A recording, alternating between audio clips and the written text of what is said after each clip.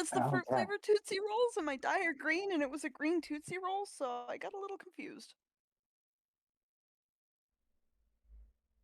I don't need my D4. I don't have anything that uses it. Screw this. I've got all my other dye. They make pretty good, you know, Caltrops? caltrops. Tell me Oh about it. gosh. I've stepped on way too many. Ugh. Okay. Okay. Well, let's get started. Welcome everyone, and those watching Crispy stream.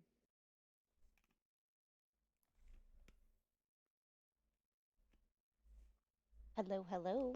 Hello. I guess I should get into Roll20. Yes, everyone, into Roll20. Ooh, I see good, some I'm new not the only one tokens. that's late. I'll be right back.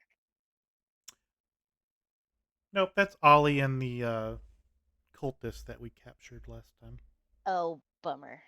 Hi, Cody. Just those guys. You know them.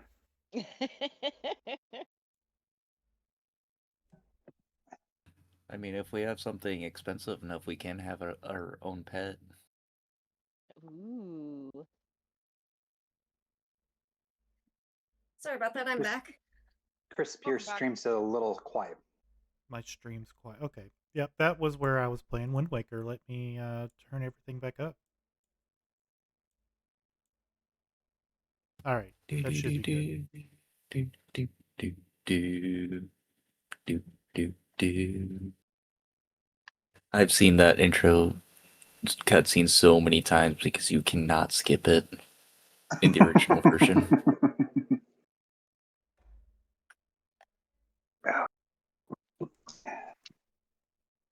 Okay. Give me just 1 second.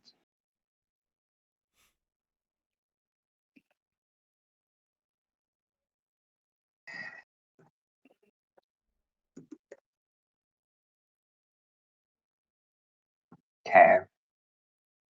I need to make sure I mute this really quickly.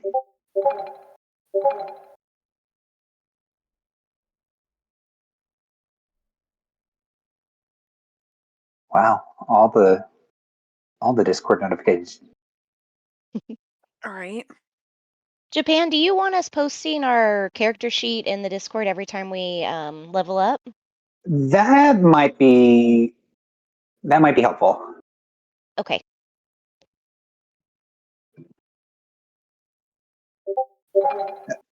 Nope. Somehow More those Discord. repeating Discord notifications are making me think of like a Nintendo 64 horror game. I think Japan needs to go in streamer mode. I think I do. Give me just a second. How do I do that? It's in settings under And I streamer know mode. it's under settings. Okay. Just Oh, streamer mode. Enable streamer mode.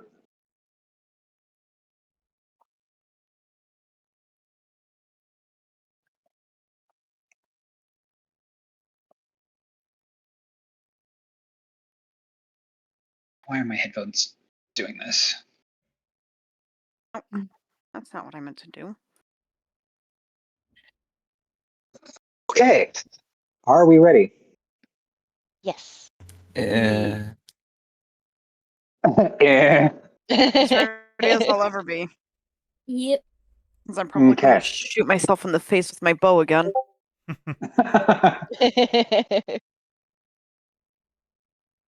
I still only got 2 spell slots. I finally have spells. Okay. Well, let's get going.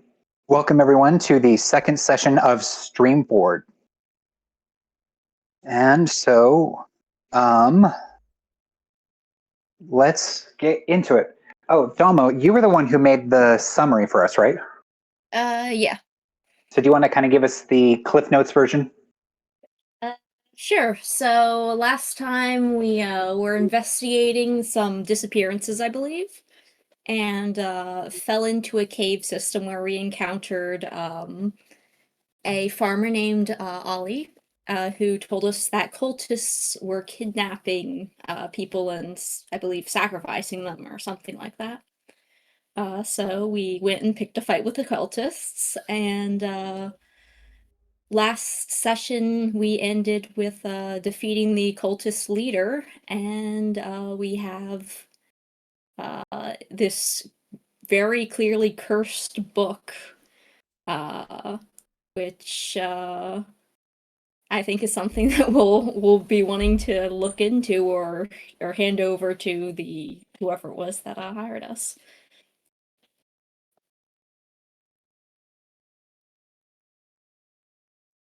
Excellent. Thank you so much. So let's. Oh my goodness. Who needs to enter streamer mode? Is it me? Yes. Oh my gosh. I thought I did it on both. Me. I just don't know if I even post the right one. Is there even streamer mode on mobile? Notifications.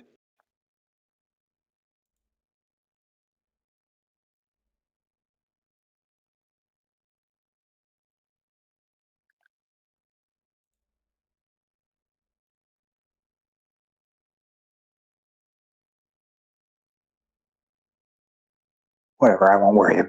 I won't worry about it. Anyway, let's get into this. So, for those of everyone who's in Roll20, you will see a new map. This is the town of Greenglade. So the dirt road winds towards Greenglade, its wooden palisade rising against the fading light as you reach town. A few villagers gather at the gate, whispering and pointing at you as you return from the wilderness. Lord Edric, the man who hired you, has a messenger there who greets you at the edge of town, relief flooding his face as he sees you alive. Thank the gods! Come, my lord will want to hear of your deeds at once. And he immediately, for those of you who are in Roll20, will see that you guys move through town to the manor.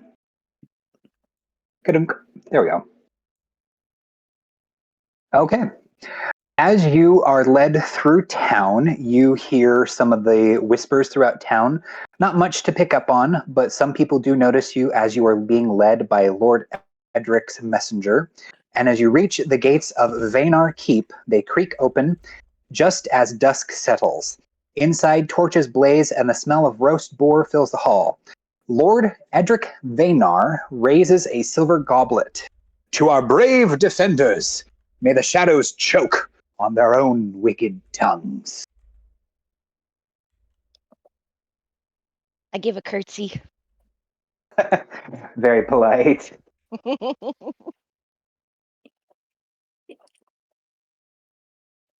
Do we have Alrighty. the cultist and the other guy with us, or did they drop him off somewhere?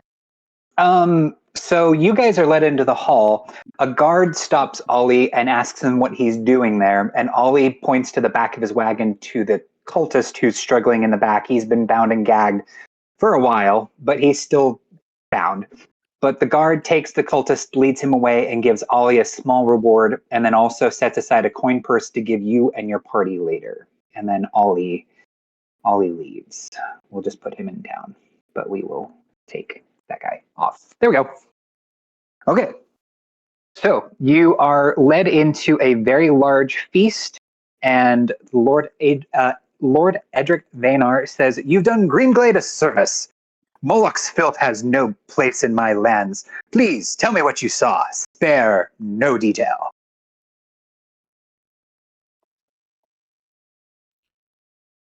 Awkward silence. Awkward Well, let's not all jump to it at once, shall we? We saw some zombies. Oh, hang on. Just 1 second. I can also do this now. Hold on.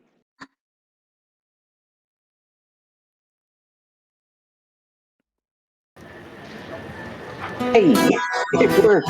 We'll turn that down though. Now we have actual music. That's awesome.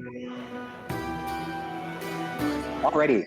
Okay, so not everyone at once, but go ahead. Let's get this session started. I tell him we found a cave, and inside the cave it was quite dank. There was a large trash pit. But there were the cultists in there, and I think they were turning people into zombies because a bunch of zombies rose up and attacked us. But don't worry, we took care of them. So there will be no more vanishings, yes? I will tell you, my people are on edge. Well, no more vanishings happening because of these cultists specifically. We did bring one back as well if you'd like to question them.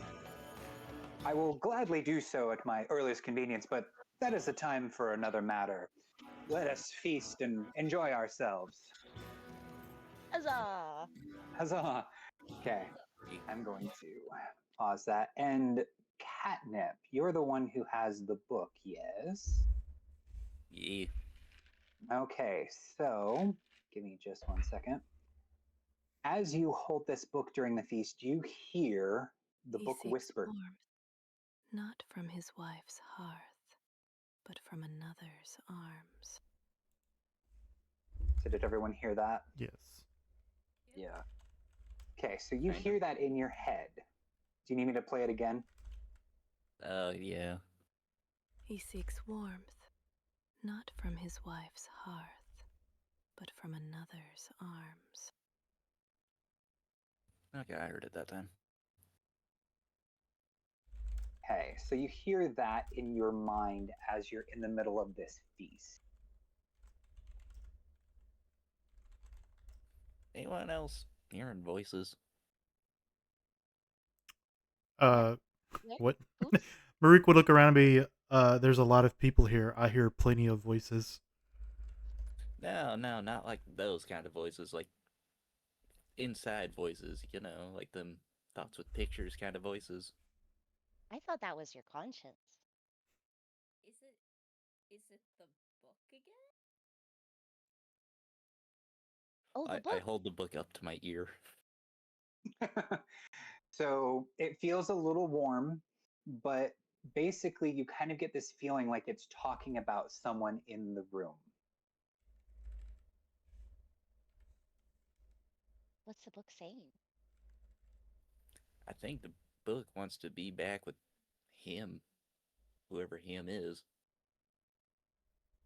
So as you look around, you notice a few key figures in the room. You've got Lord Edric Vaynar, who the man who hired you.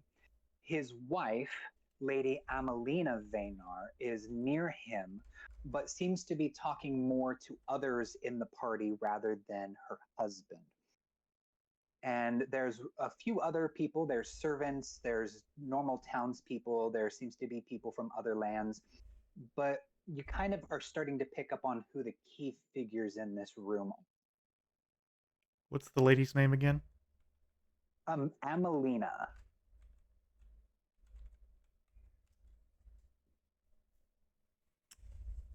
So she is currently drinking and talking to some other people. She looks like she's having a kind of fun, almost gossipy conversation. Lord Edric Vaynar is looking around the room, and if you want, if anyone wants to roll insight or perception, you might be able to see more. Ooh, I heard perception. Yes. I'm I'll gonna roll do insight. insight. I'll do Wait, let me double I check can my also do character sheet. I forgot perception. from Cider. Hider, not hider. So for insight, I got 6 plus 7 is 13. I got yeah. a nat 20 for a 24 on insight. I wrote a 22. Well, if you got a nat 20, you don't add your proficiencies to it. Just a nat 20 then. I wrote a 22. I rolled I a got a 19. 6. 19 plus 7 is 26 on perception. Okay, so those who rolled a 13 or higher, if you, I'll let you decide how you want to play out on this. If you want, you can either go and listen in on Lady Amelina's conversation, or you can see where it is that Lord Edric is looking. I I'm would probably gonna look where the Lord is looking. probably do So the same. okay, so if those who want to see where the Lord is looking, you'll notice that his eyes linger around the room, and you can kind of see his eyes linger on a half elf servant in the corner. I was looking at the lady Amelie.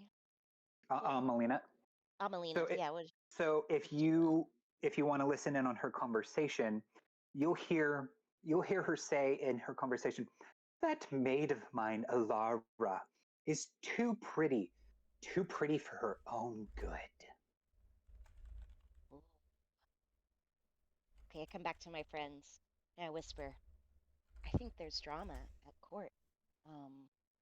Maybe the Lord and the lady don't like each other too much.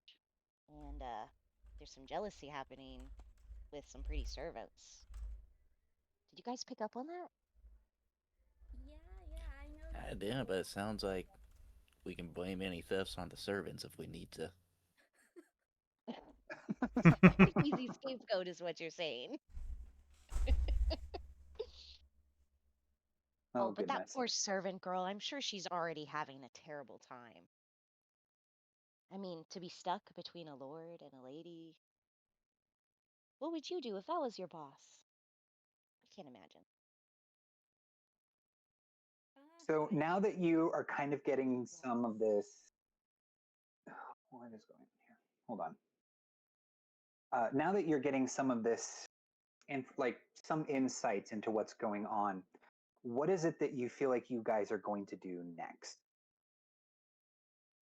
Well, for Gwyn, I don't really feel it's any of my business if the Lord has a side piece.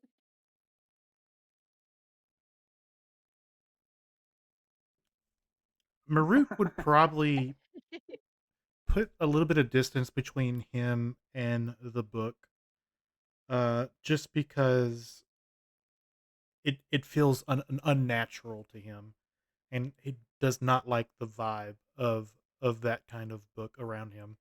It goes against everything he like or knows. Like, not like leave, but just take a couple steps, keep some The book is distance. definitely giving Kyrene the heebie-jeebies.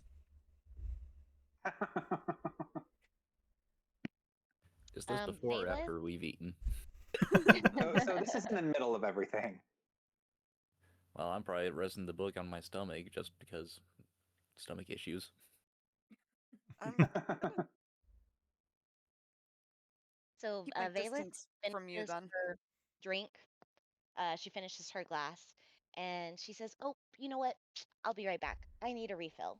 And I would like to go to the servant girl that the Lord was looking at. Okay, And so you go over to Alara. yes, yes. And I say, "I just finished my drink. Could you help me with the refill?" She looks at you very quietly, very shyly, and but nods and says, "Follow me." Oh, thank you. And while I follow her, I just want to like engage her in some friendly conversation. So how long have you been working here? Seems like a pretty nice place. So I've been working here for probably a little over 6 months, maybe a little bit longer. Oh, okay. Well, how do you like it? Is it what you thought it would be? It's certainly different. I will say I've come to enjoy my time here, though. Do you prefer servicing the lady or the Lord? She, she And I look blushes at her. furiously. Um, I mean, Um, you are in their service, are you not? she blushes. She goes, "I serve Lady Amelina.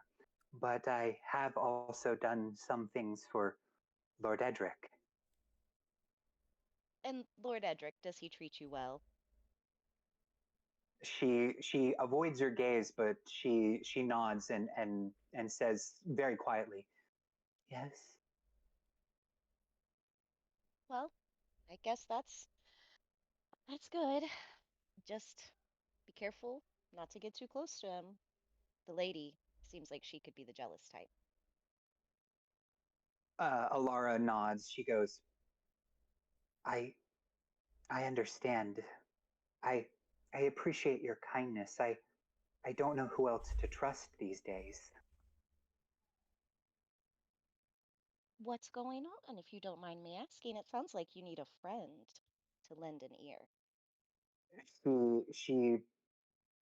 She finds a chair and she sits down at it and almost she puts her head into her hands and almost breaks down crying, and she goes, "I've been here a few months and I've noticed." She looks at you and she goes, "You're a lady. You might understand. My cycle's late." Oh, and there's reason for it to be late, I'm guessing. She nods and kind of looks back as best she can into the dining hall, and she sees Lord Edric, and if you can see, or if you would see him, you would see that he's kind of looking around to see where she's gone. I pull a little handkerchief out of my robes and I hand it to her so she can, dry her eyes. And I say, cheer up.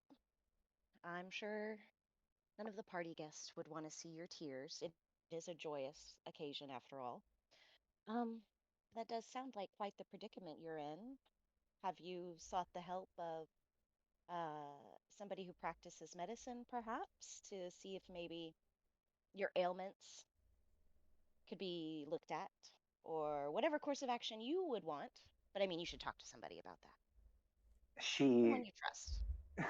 she takes the handkerchief and she kind of wipes her eyes and blows her nose really loudly and tries to give it back.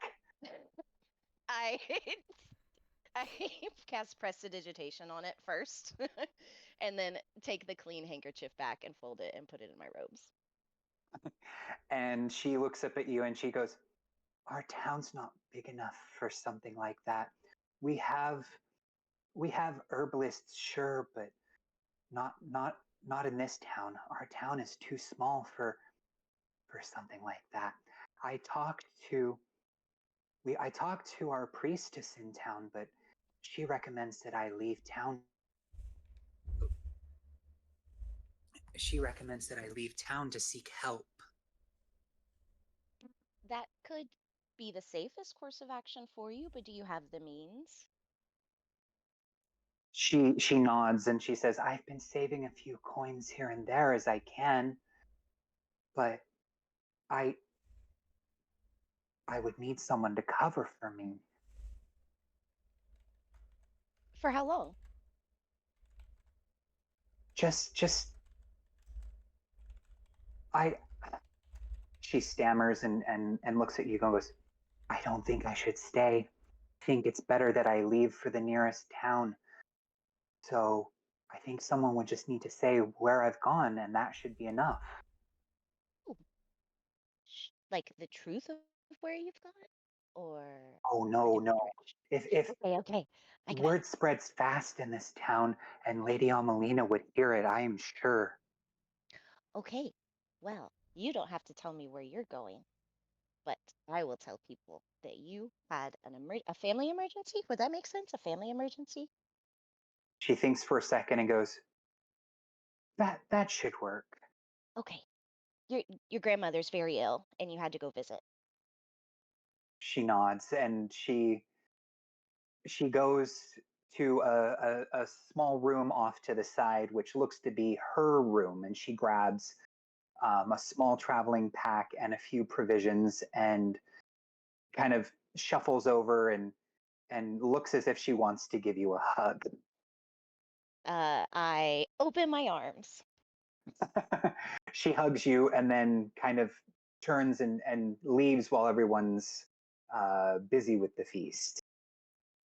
I will go back into the feast room. Mm-hmm. I didn't get my And, refill, but that's okay. and as you enter, you um, you hear in your head, so not catnip, but you hear, Lies can save lives.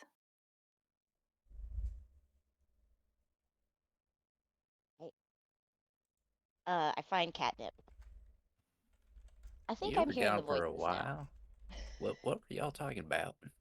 Well, you see, I asked her to help me get a refill, and then I found out that she has some pressing family matters. It would appear that someone in her family has come under some kind of recent medical issue, and she had to leave in a hurry. And she asked if anybody inquired as to where she went, that I would let them know. She seemed a little distraught. I used to be kind of a nurse back in the Thieves Guild back where I was. I could have looked into it a little bit. I whisper very quietly in your ear. Do you know anything about late moon cycles? A little bit, but it's not quite my expertise. That was really her problem. That's the medical issue. That's someone she needed to go find expertise in to help her. But nobody should know that. That's just between us. That's fair. I'll keep it between us. But I did. I think I heard a voice. Is it the same voice that you heard? Kind of like soft whispers in your mind? Probably. I think it might be this book. Ooh. I get that stories are supposed to speak to us, but I didn't think it was literal. Definitely cursed. I kind of flitter around the room and tell each of the party members like what I just whispered to my cat friend. So they kind of got an idea. Yeah, it's a shame we're so so far from my homeland because one of my sisters is a nurse. I'd suggest she'd help, but we're here. I am also a traveling doctor. I could have helped as well. Well, it seems like she had somewhere set in mind. But if anybody asks, family emergency, medical issue, she had to leave town quite quickly and she seemed upset. So, as you all speak as a party together, you notice Lady Amelina come over, and she seems to want to listen to what it is that you are saying, but she butts into your conversation. Oh, the adventurers that my husband hired. Please tell me, what do strapping and adventurous types like to do? I I just curtsy to the kind of lady. raise an eyebrow and go find a different table to feast at. The fakeness, just not my thing. Ooh, thank you, my lady, for gracing us with your presence. This is a wonderful party, and you are a great host. Thank you for letting us eat your food and take part in your hospitality. I do appreciate it. If there's anything else that we could do for you or your husband, please, as seasoned adventurers, just let us know. She kind of smiles half heartedly and goes, Has any of you seen my serving girl? Um, Would you mind which one was describing? your serving girl? What was her name? Alara, that half elf. Oh, yes. Actually, I did run into her. I was trying to get a refill for my mug, and she seemed rather in a hurry. She was upset and said that there was some kind of medical issue, maybe like a family emergency, and she had to leave town. She packed her stuff quite quickly. She eyes you a little bit and goes, This is highly irregular. She should have told me. I'm her employer. I will not tell you how to run your house. That is your business with your servants. I apologize for any role that I may have played in it. I saw that she was upset. I told her, of course, you need to go if it's something with your family. Please forgive me, my Your lady. gracefulness, you don't mind. What the servant gal was trying to say for her family is that her family really don't got a lot of time, and it was best if she made it back to her family before sundown, which Lady happens to Amelina, been like half an hour ago. Lady Amelina eyes the both of you and goes, "She should have asked for the time then. I would have let her go. She only needed to tell me." Maybe there's a You know, reason We she do didn't tell humbly you. apologize, but these were matters of utmost importance. absolutely. And you know, my best friend, she always told me it's better to ask for forgiveness than permission sometimes. Silly, I know, right? I'm sure she'll be She, back. And then you can scold her then? she gives a sour look and goes, "I will definitely be giving her an earful when she gets back." And she kind of drifts away from the party. Assist you with, my Oh, lady? oh dear. Okay, thank Can't you. imagine why she wanted to leave. At that point, I returned to the party, and I'm like, maybe that attitude is why she didn't say anything in the first place. No kidding. I was about to have to fake a bathroom emergency.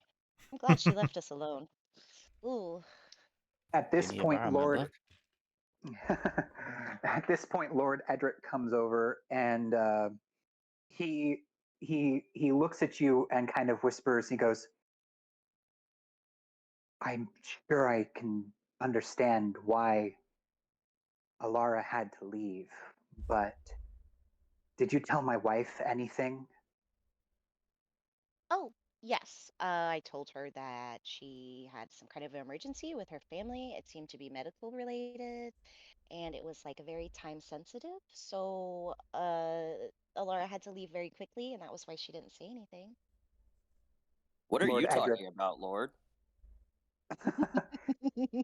Y'all's drama's Um, y'all's drama. I'm just gonna stay here. No, tell if me you about want, your drama.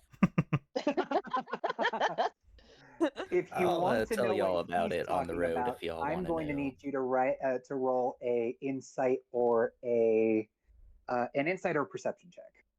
Who's rolling? Tom. Inside I got 14. So with that, you can kind of see that he's kind of clutching at the collar of his shirt, and he says, "I had my suspicions, but I fear that I've no matter. If you haven't told my wife, then here." He unclips a small pouch of coins from his belt and presses it into your hands and says, "Look, you have my thanks. Use this to get lodgings tonight." Mm, Well, So, thank out you, of Okay. sir. your We question, appreciate it. But um, keep in mind, when people in your class fight, it's the lowly people that suffer. He nods Say that and again. goes. He nods and says, "Regardless, thank you for keeping this discretion private." And as he says that, almost everyone in the party hears, Secrets breed power, and power brings safety. Just kind of look at everyone, look at the party. Guys, what was that? Oh no, but it gave me the heebie-jeebies. it's the book again. It gave me an idea. What idea? You know how we know something that others don't? We could use that against him for his power. Do you want to be this lord here in this town? Now, just if worse comes to worse, it like the town gets ran over, like use him for his protection or something. Mm, Is the Lord still standing there? no, he's walked off. Okay, Okay. As we Okay, I talk wasn't about sure if using him. I was whispering or not. So what's the reaction of everybody else hearing that? Like you said, the whole hall heard it. No, just the six of you. Just the six of us that we know of. Yeah, right. Well, so it would seem. No one else seems to be reacting to hearing voices. There's meds for that. Well, let's get some rooms for the night and see if the temple can do anything about the book tomorrow. Okay. Sounds like a plan. Yes, I agree. So you guys walk into place party. Ba-ding. Hey, it worked. I've been reading up on Roll20, and with Christy's help, I did this. So Nice. the streets of Green Glade are quieter now, but not empty. Lanterns sway in the cool evening breeze as shopkeepers close shutters and children dart between stalls. You can feel eyes on you, not fearful, but curious. A few townsfolk gather as you pass. The blacksmith nods stiffly, the baker's wife gives a hesitant smile. And then, as you walk through the crowd, all of a sudden you feel a child tugging at your sleeve. You're the ones who saved us, aren't you? From the kidnappers? Can we see? Can we see the book? Behind the child, a handful of villagers wait, pretending not to look directly at you, yet clearly listening for your answer. The crowd gathers, eager, a circle of curious faces and cautious hope. You can look, but no touching. We don't know the kind of powers this book has. I mean, it's capable of doing harm. We know that. Oh Uh, yeah, it made you keel over, didn't it? Are we honestly going to let this kid touch this book? I would advise We're against that. absolutely not letting the So Catnip, you're the one who has the book. What do you do? I mean, I'd be willing to show it, but I would not want them to touch it, like, at all. Okay, so give me just 1 second. So as you show the book, everyone in the crowd hears. They are brave, are they not? These hands saved you all. Would you deny them warmth and wine? And everyone kind of. So the words echo through the square, silencing even the boldest whisperer. And then in your mind, Catnip, you hear. Give me just 1 second. Gotta find it. I should have had this queued up.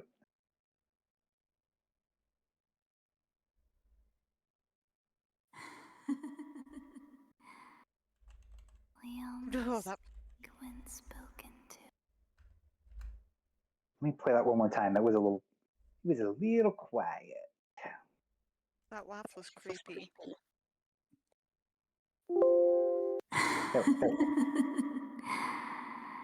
We only speak when spoken to.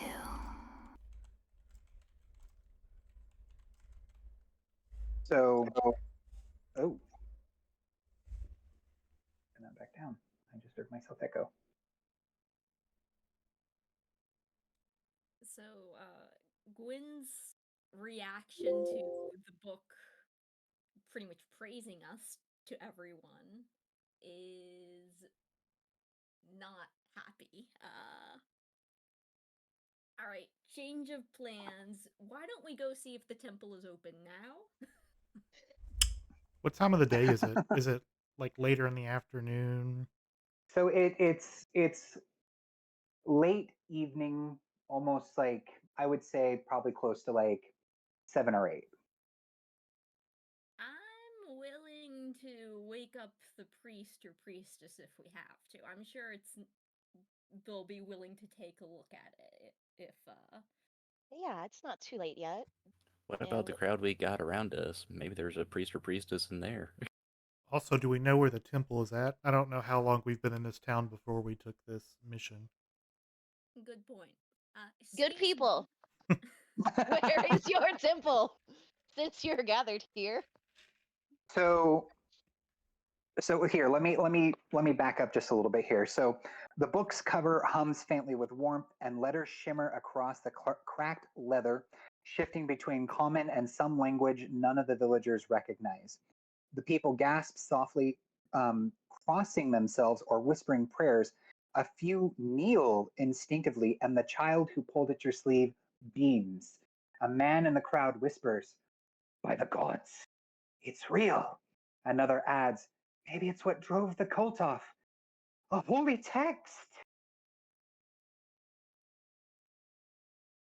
am I the only one who feel? Well, I feel this child. Holy. This ain't holy at all. And in the six of you, the party, you hear, You see, they like you. They see what I see. Yeah, book. Well, I don't like you. Okay, I cannot with this voice. Like Kyrie's like no, like in character, he's like borderline freaking out about it. okay, well, as all of this goes on, you see the local priestess, Sister Mariel, approach. She says, "Please," and she steps forward, hands raised. "Everyone, please go home."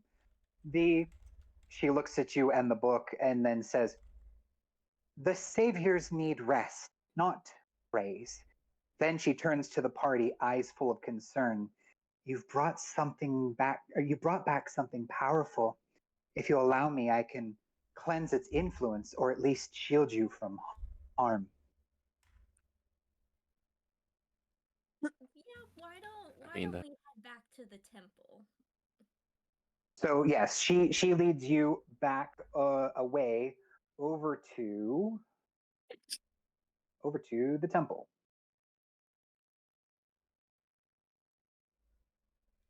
So as you enter, the chapel seems to be mostly empty. There's a couple people who are in there doing some nighttime prayers, and you can tell that they're praying to a certain deity, but you can't quite tell unless someone wants to do a religion check.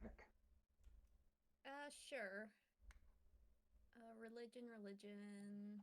I would also like to know what religion. That is a 20 total, not nat. Okay, so you can tell by the golden sun and the other visages of light that this is a church that worships the god of light, Lathander. Lathander? Lathander, Lathander, Lathander. All right.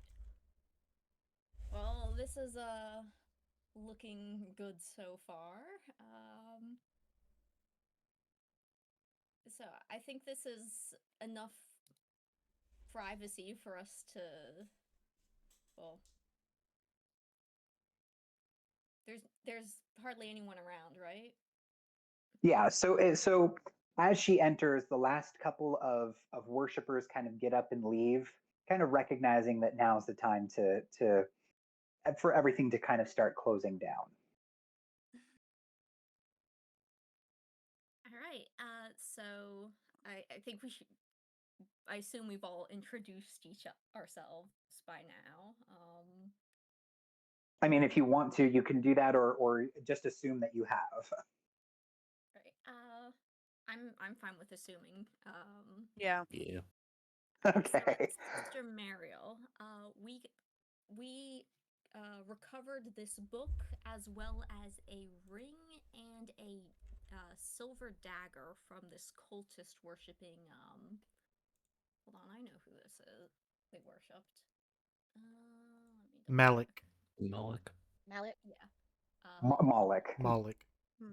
Yeah, so we got this from a cultist worshipping Moloch, and I pull out the ring and the dagger as well. And she kind of waves her hands over the ring and the dagger, and you can kind of see a little bit of light pulsing in her palm. and you can if you want to, you can roll an Arcana check, but it's basically she's just sensing whether or not there's anything going on with them. And after a couple of seconds, she goes, "There's nothing wrong with these. It's the book. I can try to cleanse it," she says softly, "but light only banishes what it can understand." And to the 7 of you, so the 6 plus Sister Mario, you hear, Dark and light are both in my ink, priestess. and she kind of type gets taken aback, and she goes, "It spoke." Yeah, it's kind of been doing that all night. I've That gotten used time to the it, but it voice seems made that me one of jump. us has nuts. She what? I'm sorry, say again. Which one? I think it was Damo. Not me. Not you. So Gwen. Wait, hold on. Kyrene. Oh, I said that time the voice just made my character jump. I would go, sister. So What can you tell us of this book? The villagers seem to recognize it. she takes, well, first she asks Catnip, she's like, "May I see it?" Yeah, sure, go ahead, but careful with it though. Don't open it, otherwise it might hurt you. So she nods and she sets it on the altar at the front of the chapel, and she goes, "There have been talk of books like this, and at one time or another they went by very many names, but this village has seen its share of good and evil done by books like these." And she waves her hand over the book, and let me see here. And so only the 6 of you here. She means well. Pity she prays to deaf heavens. Have we tried talking back to the book at all yet? Not yet, but as she waves her hand, the book opens as she waves her hand over it, and it glows faintly and starts to, some words almost jump from the page, glowing golden, and she gasped and goes, "These are in Celestial." And so she goes, it responded. That shouldn't be possible.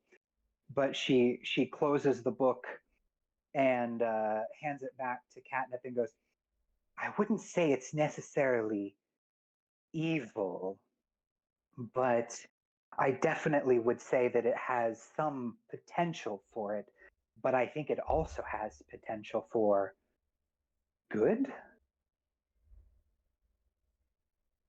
But as she hands the book back to Catnip, you hear,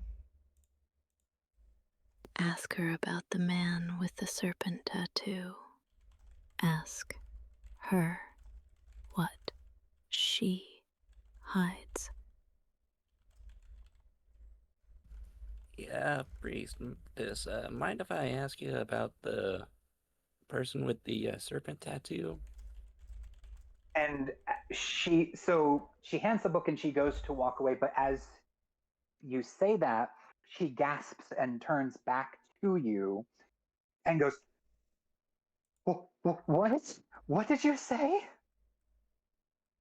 The book told me to ask you about the person with the serpent tattoo. If we need to go somewhere private, we can, if it's something you don't want to talk about in public. So roll an insight check for me. Which one? D20. Which skill was it? Oh, you. Insight. That is a 17. Oh, wow. So she pauses for a moment and goes, I don't know if I should tell you this. There was a man. He was a follower of that cult that you stopped. He was hurt, but I thought if I healed him, it might save his soul.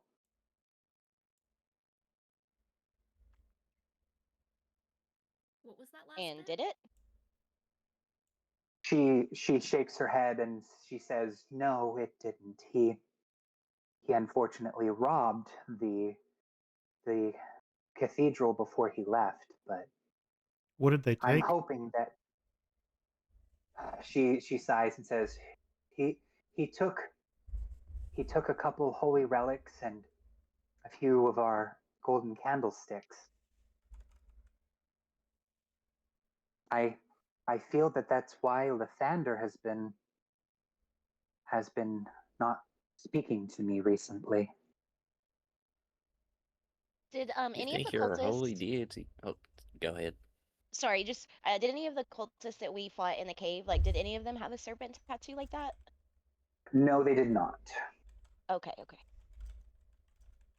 So because a couple of shiny things are missing from the church, your deity ain't speaking to you no more?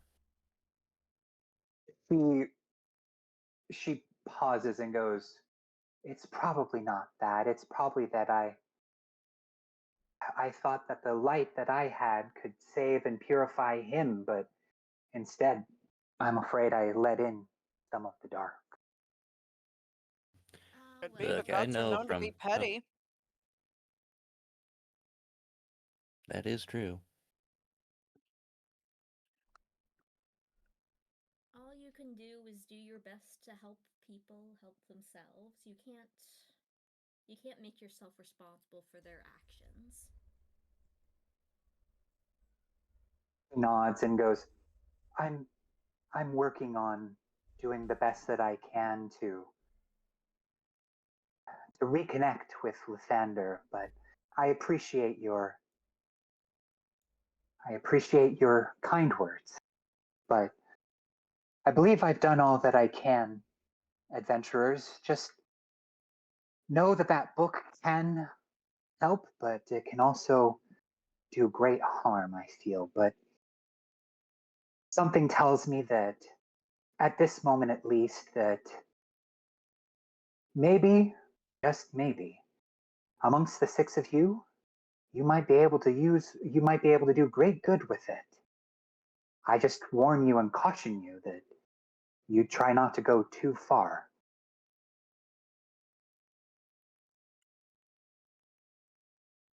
You'd be in great help, madam. Before we leave you, would you mind, I don't know, is there anything you can do to just make sure that none of us are personally cursed? Oh, yeah, who's the one that not liking the voices? Because I don't mind them. I think that's Kyrene, is it not? Yeah, I'm the one that's been freaking out about it. So yeah, give me just 1 second. Yeah. Because I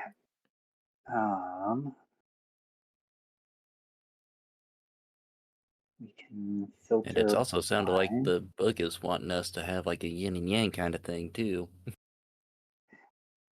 Yeah, so let's see here.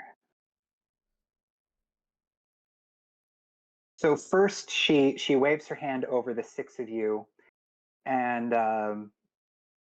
first kind of she casts detect good and evil, and she pauses for a second as she uses the spell over the six of you and goes, I don't think I feel any of its influence in you.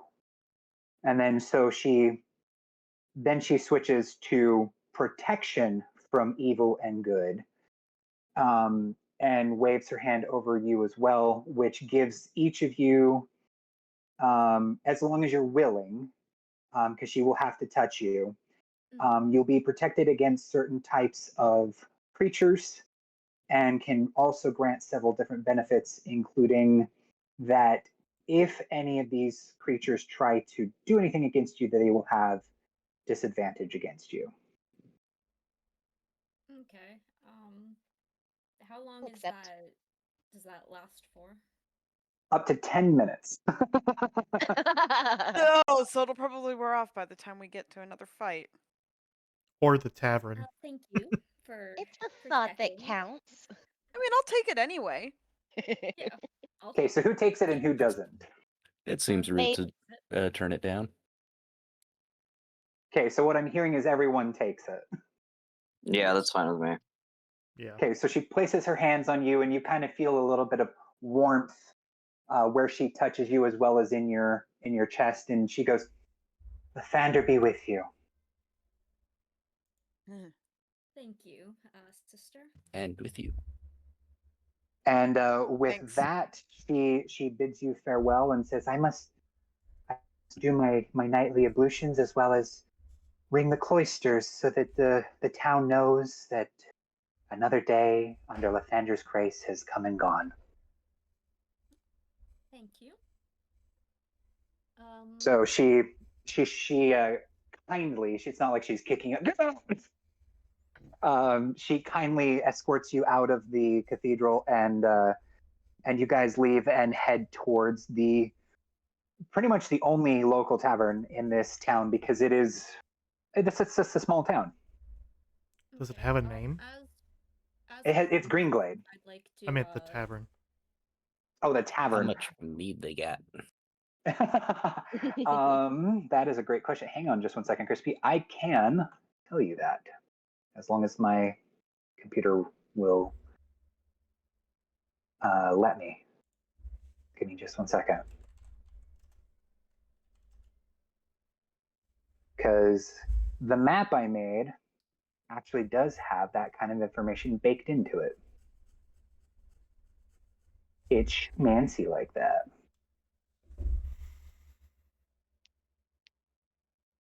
As long as it doesn't kill my computer.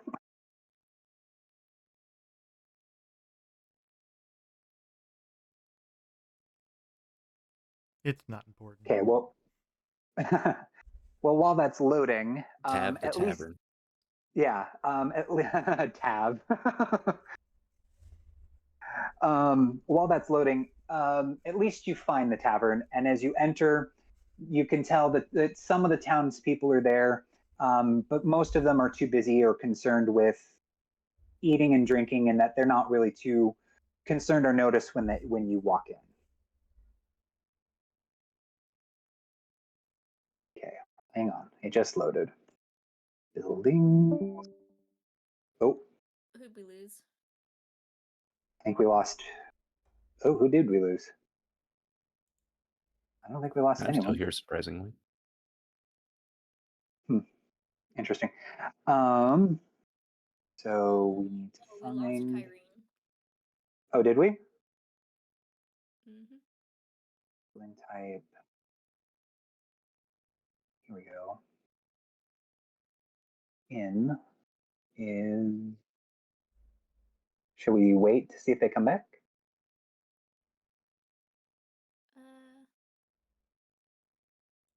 Yeah, let's give it a minute. Okay. I'll take a quick little break. I need to go to the bathroom anyways. Okay. Crispy, intermission?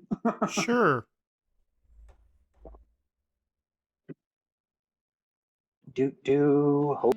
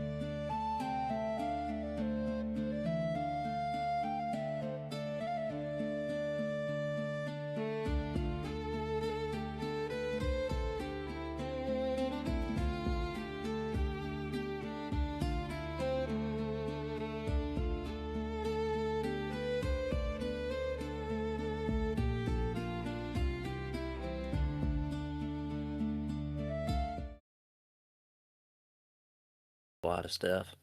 No, I mean like the kid. Well, I asked her about it, and she said that there's been other books kind of like this in the town's history. Yeah, but they knew that we had a book, specifically us. You know, I thought the same thing too. Did it, I don't remember. Did I tell the king about the book? I just thought I said zombies and cultists. You didn't mention the book. I remember that very distinctly because I was thinking that we might need to tell him about the book and about the dagger and ring and stuff. I mean, I'm glad that they're not cursed, but We I also was had wondering the if I just misremembered. book Thank you. out in the manor. Do you think someone saw it and word of mouth traveled? it's possible. It's just I mean, yeah, that would have to be what it That don't was, surprise me. right? yeah. I mean, they But could have. They since saw it. since the book talks back, I think we do need to have a conversation with it about it's not Its acceptable for the book intentions. to try and be influencing townsfolk like that in Maybe our we should favor talk or to it against. while we have that protection from the priestess. Yeah, all right. Sounds Yeah, good to me. let's see if we can't get a shared room or private rooms, even better, for just a bit of privacy before we have that conversation.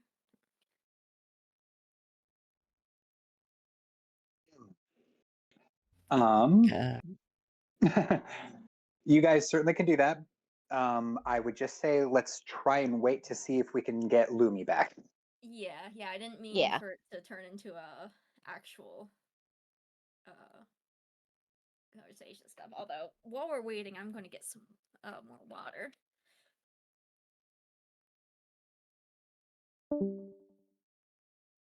Oh. Who to claim this time?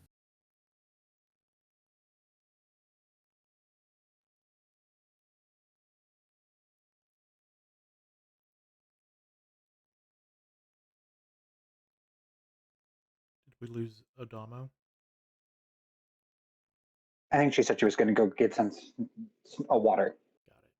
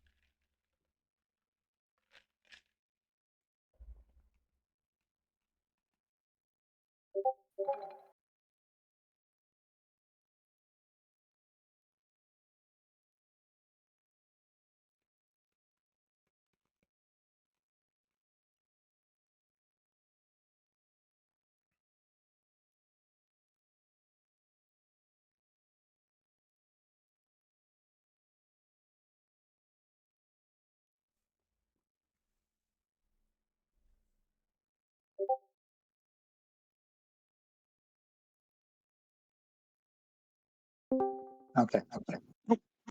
Hello. Damo's back.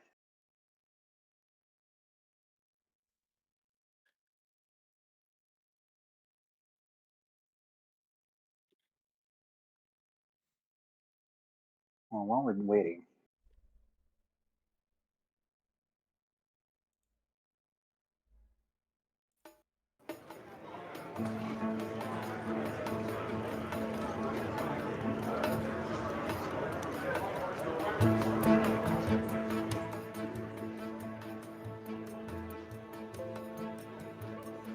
There we go.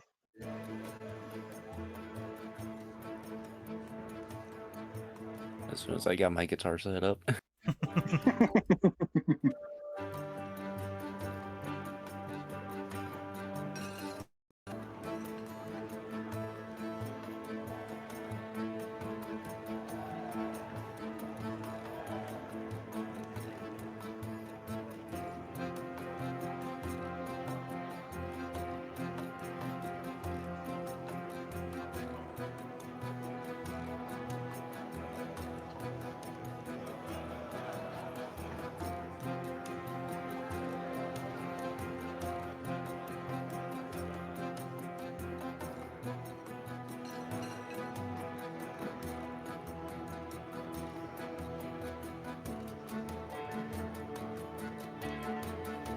Oh, she's back.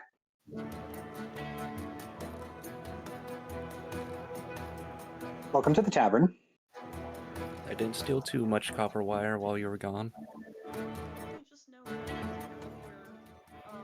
when you asked for her to repeat herself, Oh, hold on. you heard in your life, so I just didn't respond. That's my I'm sorry, say again, Lumi. Earlier when two of us were talking at the same time and you asked me to repeat myself, I didn't respond because I don't respond to she, her. I forgot to Oh, mention sorry. that. It's all good. Anyway, I am back, and it's letting me roll 20 on my phone, so that's nice. Hey, there you go. Okay. Well, we are in the tavern, and some people have suggested having a conversation with the book. I think Alec wants to perform for the tavern. What all are we doing? Oh, that was just me, like, on my own thing. Is this where we're I'll gonna be inquire about staying for the night, rooms. or is this just a tavern? Oh yeah, Okay. is it a tavern or is it an inn? It's an inn, sorry. It is a Tavern small inn, inn and combo. so if you want, you can go up to. Let's see here. So you can go up to the innkeeper, Noriana, or you can talk to the person manning the inn's bar, Nordley.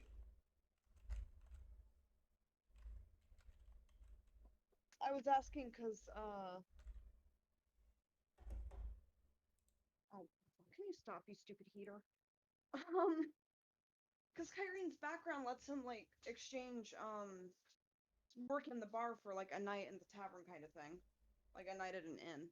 So I'm probably gonna just go up to the... I don't know who I would talk to do that, though. No. So actually, if you remember, Lord Edric gave you guys a small a pouch of coins, I believe about 50 coins, so that you could pay for your night in the inn. Maybe I want to keep the coin. We could probably haggle. That way we have the gold for later. It's up to you. What you want to do? You can offer to work in the bar, or you can pay the.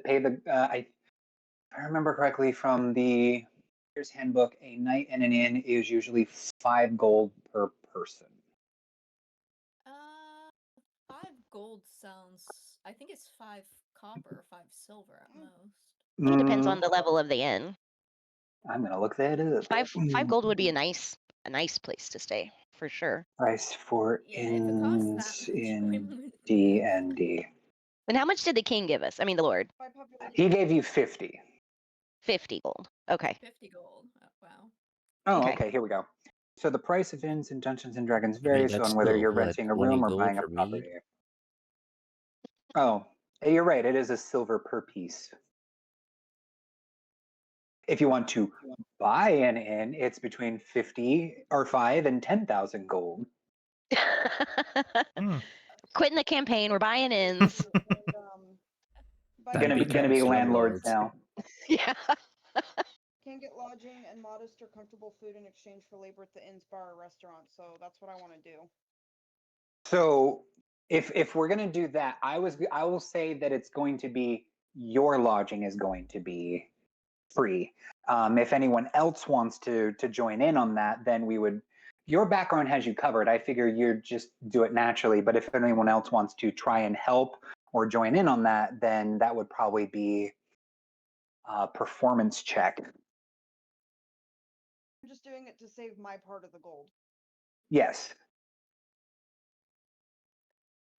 Do they have a performance stand in the inn?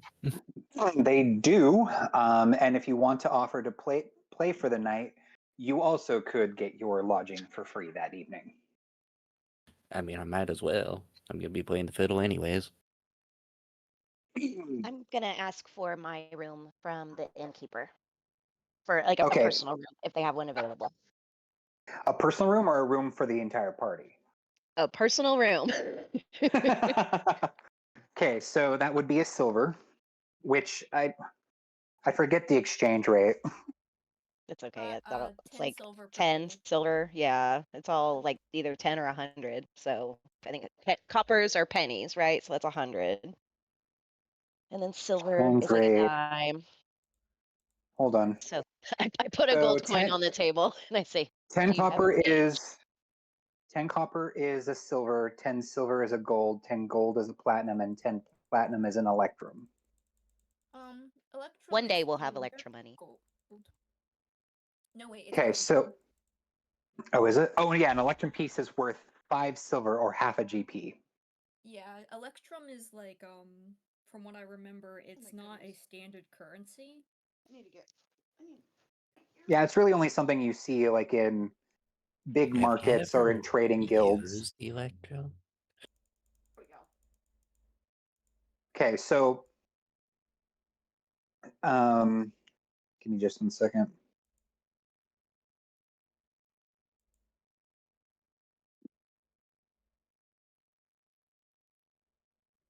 I'm telling you, So- man, Electrum's a conspiracy.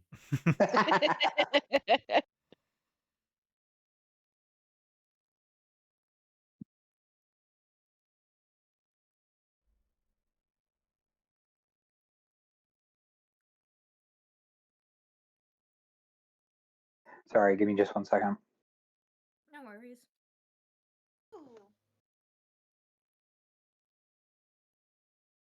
You know, I was just gonna tell you guys while we were waiting how in my other one of my other D&D groups, sometimes the DM gets mad at us because we role play stupid shit for too long. And then I realized, oh, Tom's here. He is that DM. Yeah. No. Last session before our last one, we started an hour and a half late, and then we only got through half of the short session I had planned because we had to stop and try to haggle for a net. Haggle for a net. The net has been a running theme for the entire campaign. Like just one We're of the obsessed with characters. nets. He's just obsessed with nets. It's funny. Yeah. Okay. Pissed off my last DM with my last character because he was an alcoholic with PTSD pyromancer. So most of the time Oh no. Oh yikes! I was either blowing things up but he also had like psionic powers as well. So I was either blowing things up or blowing up mines and then going back to drinking, and it would disrupt whatever plan the rest of the party had. He's like, he's like, it's a good character and you're doing a really good job role playing him. I just hate him in the context of this campaign. I just hate him. Good, because he's supposed to be an asshole. Is the answer explosions? Because it will be. No, there was one where I critted on a mine spike. And Nice. so they were trying to not kill the guy, and I was pissed off that they were fighting in the alleyway. And I was trying to get my drink on, so I just looked out the window, glared at the guy, his brain exploded, and then they had to resurrect him to try to ask him questions. Oh my gosh, that sounds so much like the D&D movie. Oh man. I love the commitment to the Anyway. character. Yep. Anyway, so you just put down your gold piece, and the innkeeper gives you 9 silver back in return. So we've got Alec performing, we've got Kyrene bartending. And doing Kaylee, like you've just shaker trips go and ahead. whatnot. He's also Hey, there you doing go. because he's got the entertainer routine as well. Okay. So that leaves Crispy, Domo, and Tom to figure out their lodging.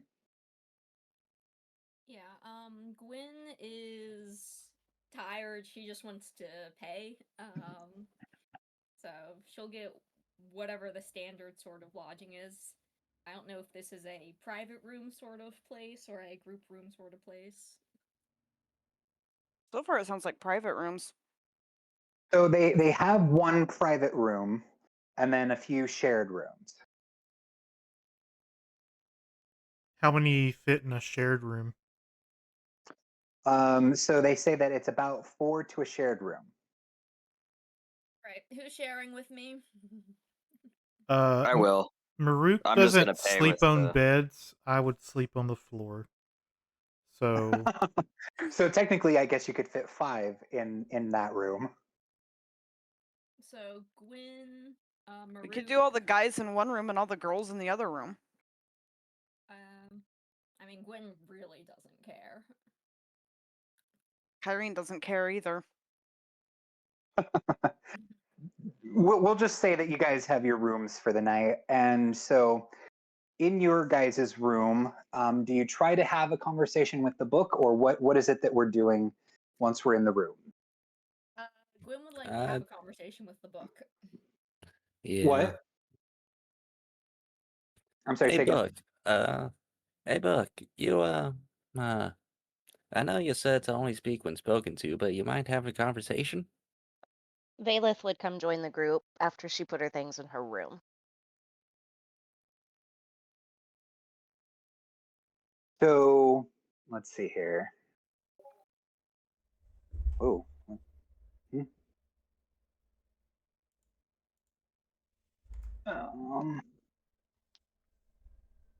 Oh, okay. So give me just 1 second.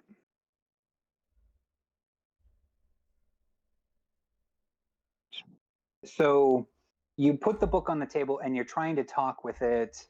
I think if I can pull this up here really quick.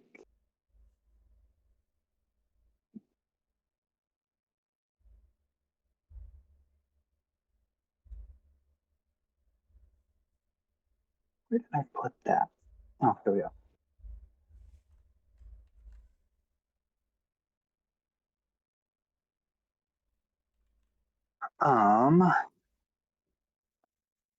I guess whoever wants to roll a persuasion check. I will. Gwyn, rolling, let's see, persuasion. Fingers I'll crossed. roll one as. Oh wait, no, I won't. 10 plus 4, 14. Okay, so you all are crowded around this book and you're trying to talk with it, and before you can even say, like, before you even get a chance to hear anything, you hear bells begin to toll and shouts fill the streets, and from the streets below you hear, "Help! They've taken him! They've taken him!" We got a window, perhaps? Yes, so you look out the window and you can see people starting to fill the streets, and moments later you can hear the bells tolling in the Cathedral of Lathander, and just more and more frantic. "They've taken him!" Yo, who taking who? So I'm guessing we go outside. Yes. So I wanted you to go just shout. outside. There are villagers running through the lanes, torches in hand. A frantic woman grabs you and says, "My husband, Ollie! They've taken him!" Wasn't Ollie the guy from earlier? yes. Yeah, we gotta get him back. Who took him? Okay, so this is going to be a few different roles here. Tell me what you want to roll. I'll tell you whether or not I will accept a roll for it, and then I'll tell you whether or not you succeed. So I will take suggestions for any skills here. You just tell me what you want to roll. I would like to roll insight. Okay. Could we maybe use perception, see if there's any trace of what's happened to Ollie? That would be, investigation or perception, most likely. Yes, I will take investigation. Yeah. I'd like to roll Perception, got it. survival to see like what the threats are. Okay, I will also take survival. I got 11 on investigation. I'd like investigation. So with investigation, you don't see much other than a bunch of people running around. Yeah, I don't really have. 14 for investigation for me. 14 for investigation. You're starting to identify some boot prints among some of the trails.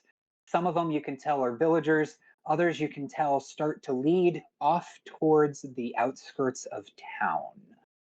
But I'm going to need you to do some more checks for me before I give you more. You said Um, insight was one? Yeah, I was gonna do Insight is Is not that one. acceptable? Oh, No. it's Okay. not. I Persuasion. got 11 on the survival. So with survival, you try to follow some of these boot prints that you've been identifying, but you quickly lose track of them. Yeah, I don't really have any good ones then. Would athletics help any? Athletics would not. Let's Did we already do investigation? I think yes, we've already done investigation. You found some boot prints, but you can't quite tell. Can I do perception? No. But No, give me okay. just 1 second. Did Ollie's wife ever tell us who took Ollie? I think that was when you said No, but she just, I mean, if you wanted to, you could try to use either persuasion or intimidation. I would like to use persuasion. Okay. I was the one that asked her, like, who took them? That's a 19. So she's able to calm herself a little bit and just, she very, very shakily and tearfully goes, I think it was more of those cultists. Okay. What Do do you they know want which way this they guy went? for?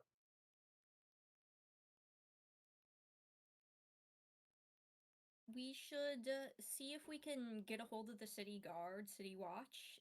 See if they have anyone posted on the walls at this time of night. Are the gates even still open? I mean, it's past dusk by now. They should be closed. Mm-hmm.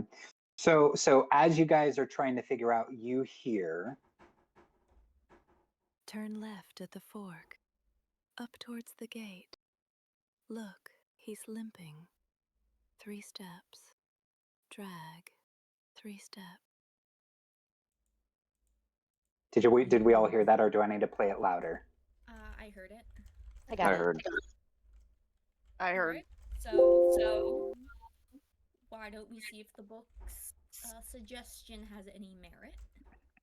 Okay, so for that, I would like you to, whoever would like to, and I'm not going to limit anyone on this, either an Arcana or a Religion check. And I will point out, Catnip, if you would like, you can have advantage on that check. Arcana or religion? Arcana or Religion.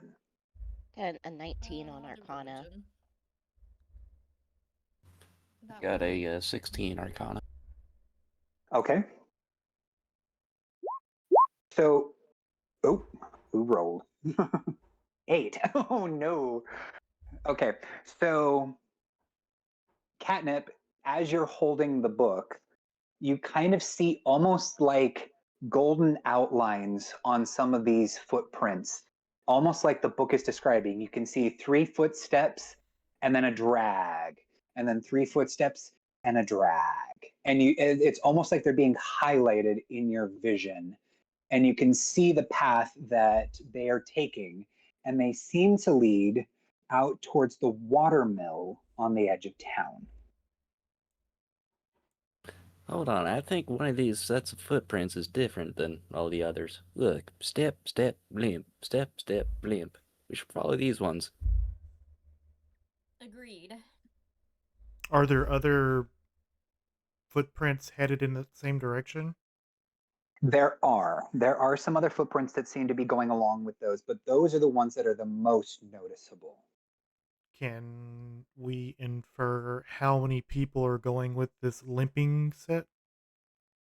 If you were going to do that, I would have someone roll survival. I could do that. To track them.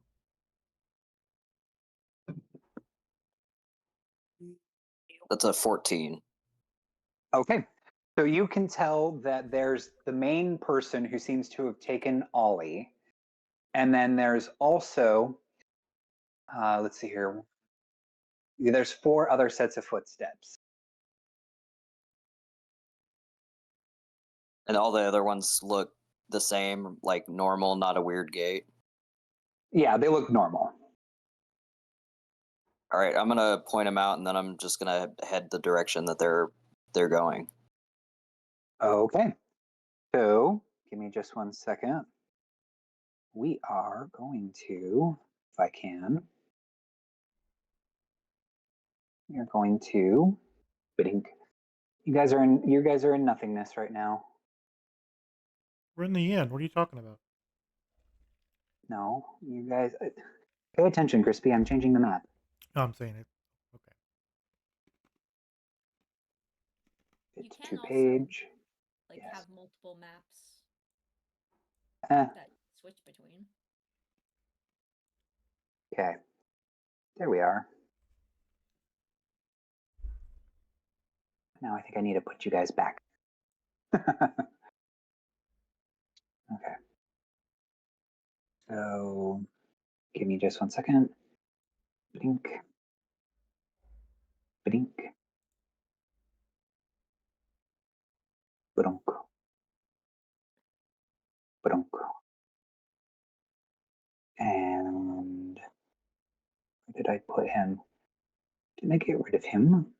Oh no. And click to upload. Bear with me.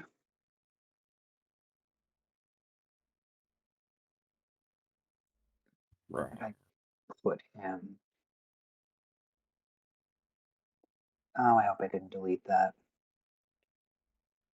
Crud. Give me just 1 second. Take No your time. worries.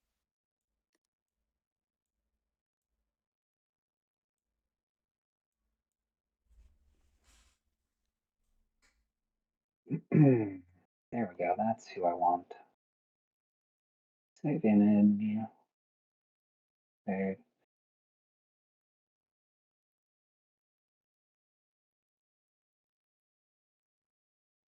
Upload.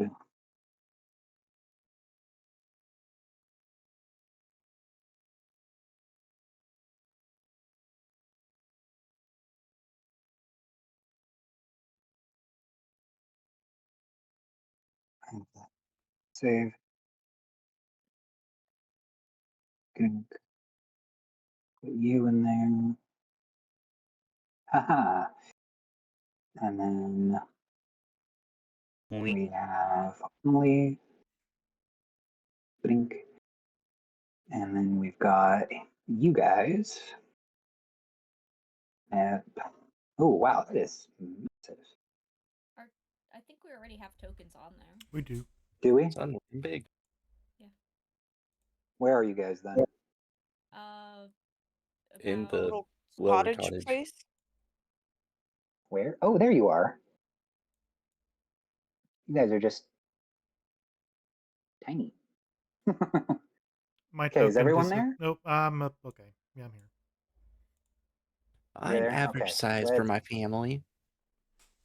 Let's place party. There you guys are. Okay, actually, you guys are there. Ta-da. Yay! Okay, so give me just 1 second. Okay, so you reach the abandoned mill that looms at the riverbank. Its wheel is broken and half submerged, and torchlight flickers through the cracked shutters, as you can see from the building in the distance. From inside, you can hear muffled cries rise and fall, punctuated by cruel laughter.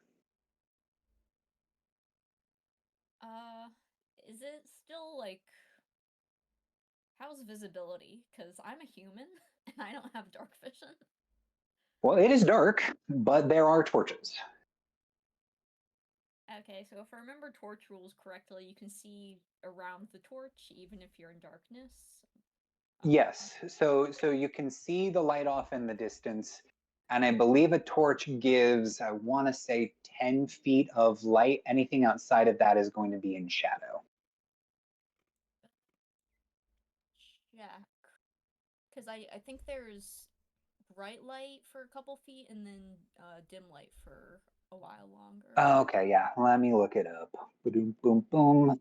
Torch rules. Did we Fighting. rest after the cave ordeal? Like in between sessions? Yes. Okay. So you would have all your spell slots. Okay. Okay. Torch burns for 1 hour, providing bright light in a 20-foot radius and dim light in an additional 20 feet. Okay. If you make a melee attack with a burning torch and hit, it deals 1 fire damage. Okay, well, I mean, if you want to attack with a torch, power to you, but I'm sure you've got better weapons than that. I want to first cast light. So I'll have that Cantrip same. light? Yes, I'll have that same 10 feet bright light, 20 feet dim light. Is that wise? There are torches. How is it any different? But you guys right now are not in torchlight. You guys are in Okay. shadow. Okay. We are essentially hidden right now. Actually, Then I have dark never vision. I don't mind. care. This is where those with dark vision point out, I have dark vision. that is actually a quick conversation that we should have. It's dark Yeah. out. I have dark As a vision. group, are we I have dark traveling vision. here with a torch or not? Is the human the only one without dark vision? I do not have dark Pretty vision. much. Oh, and the turtle. I don't have dark vision either. I'm also human. Like, Oh, our that's right. We've got human we've got 2 humans and a turtle. Yeah. 'Cause So who if does have it? nothing says that we should be like So it sounds like we in the need dark, then not dark vision seers and dark vision seers to pair up. Yeah, because I think it's 3 and 3. Because I think Catnip, Kyrene, and Valith should have dark vision. Yes. Yep. And Maruk and let's see here, Maruk, Rar, and Gwyn do not.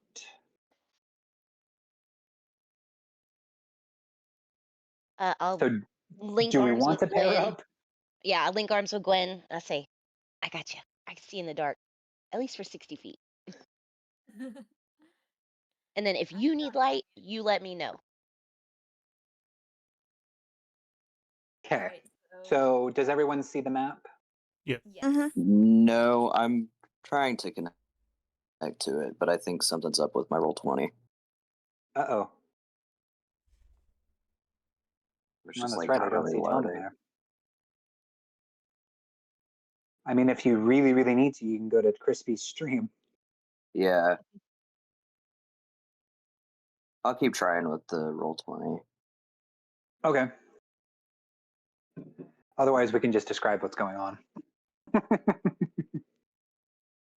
I mean, I can look at it on the stream. I just won't be able to like move myself.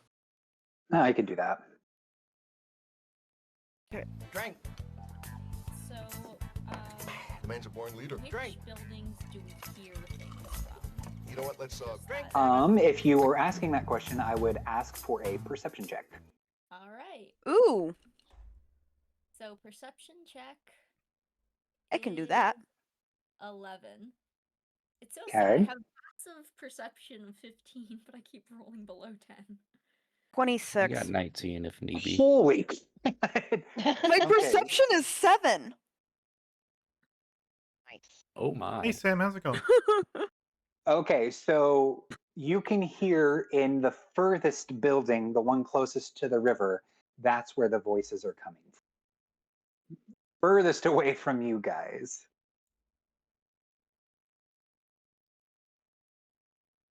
Now you said there was like other torches scattered around. Are there any from the other buildings or?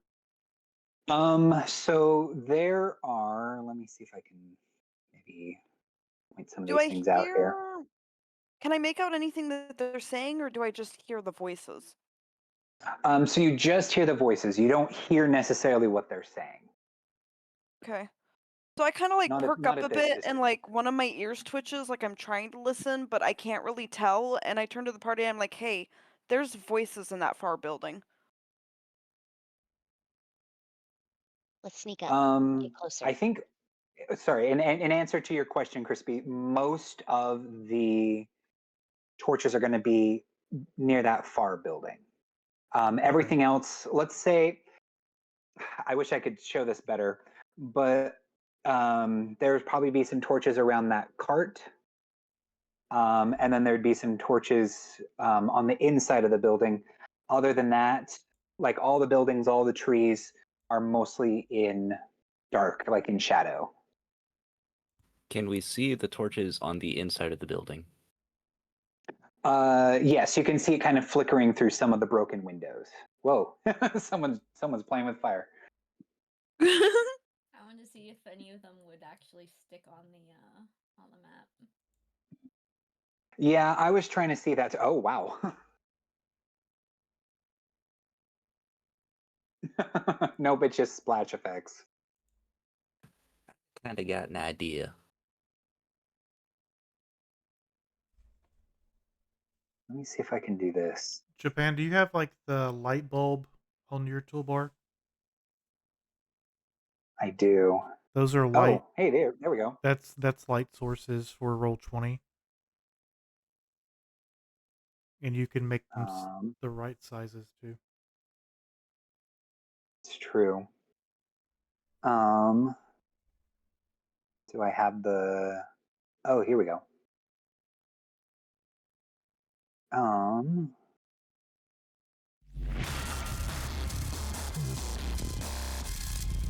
Well, I don't want to do that. And so, what was that you said, Crispy? What was the? It's the light bulb. It's you can do Oh, light light bulb. sources and put them on the map and make a radius. Oh, I don't further. because I only have 3. Gotcha. Oh well. Maybe something to consider for another Peter, time. welcome with the raid. But whoever drew that big blue circle, thank you. How was We'll say that that's the radius. What were of you the playing? Torches. I would So have to you playing measure it. Ocarina of Time? Maybe I can. Welcome in. It is. We're on the hunt for cultists at the moment. 45. Wow, that's a little big. So. Let's see, 20-foot radius for bright light, so that actually matches the. Oh, that's right. Yeah, so that would match, and then we would do another 20. Yes. So out to there. Mm-hmm. Okay. For dim light. Okay, that's torches. Okay, right. Let's get this show on the road. Now about snuffing them out. Okay, so do you cast light or are you keeping that dim now? I am not casting light. Okay, I was. so what are we go ahead. doing? I think we need to try to get a little. I kind of closer. got an idea that we snuff out all the lights on the inside of the building first to try and scare them out of the building, and then we can get them when we're maybe, I don't know, on top of the building and just spook them and tell them to leave. The downside is if we they have can, Ollie inside. well, What we if he should- gets hurt? Check what entrances there are, and Think we should sneak our way over? I think we should sneak and get closer. Okay, Yeah. so I won't have you guys roll yet until you get closer. So move your characters. I think you should all be able to move. Yeah. Which would track, because, like, he Play perked more up OT and his first ear playthrough twitched today. and he heard the Hope the voices, session's but couldn't going well. make them It's going out, well. so. No, you're not interrupting anything major. We're just Closer. on the hunt for some Okay, we've cultists. got Alec over by the horse trough. We've got Kyrene and Gwen. And I'm sorry, Kaylee, remind me your character's name again? Vela. Vela. So we've got all of you guys kind of over by the horse trough. Crispy, are you going to move? Yeah, sorry.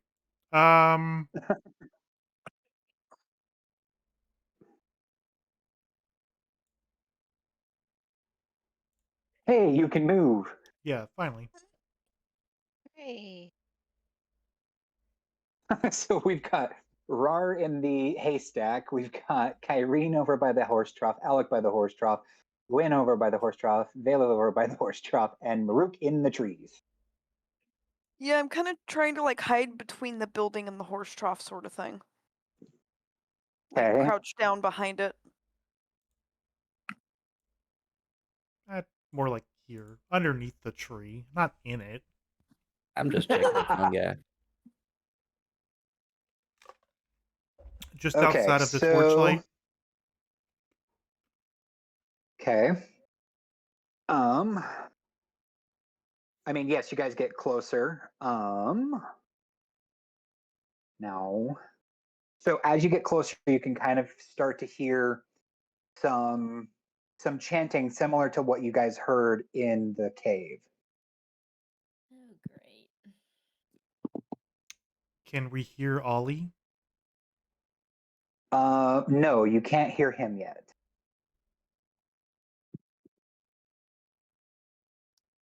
All right, so do we see any doors? Or windows? So the doors would be, let's see here. So the doors would be here where that ping just was. And then there is a window where that ping is.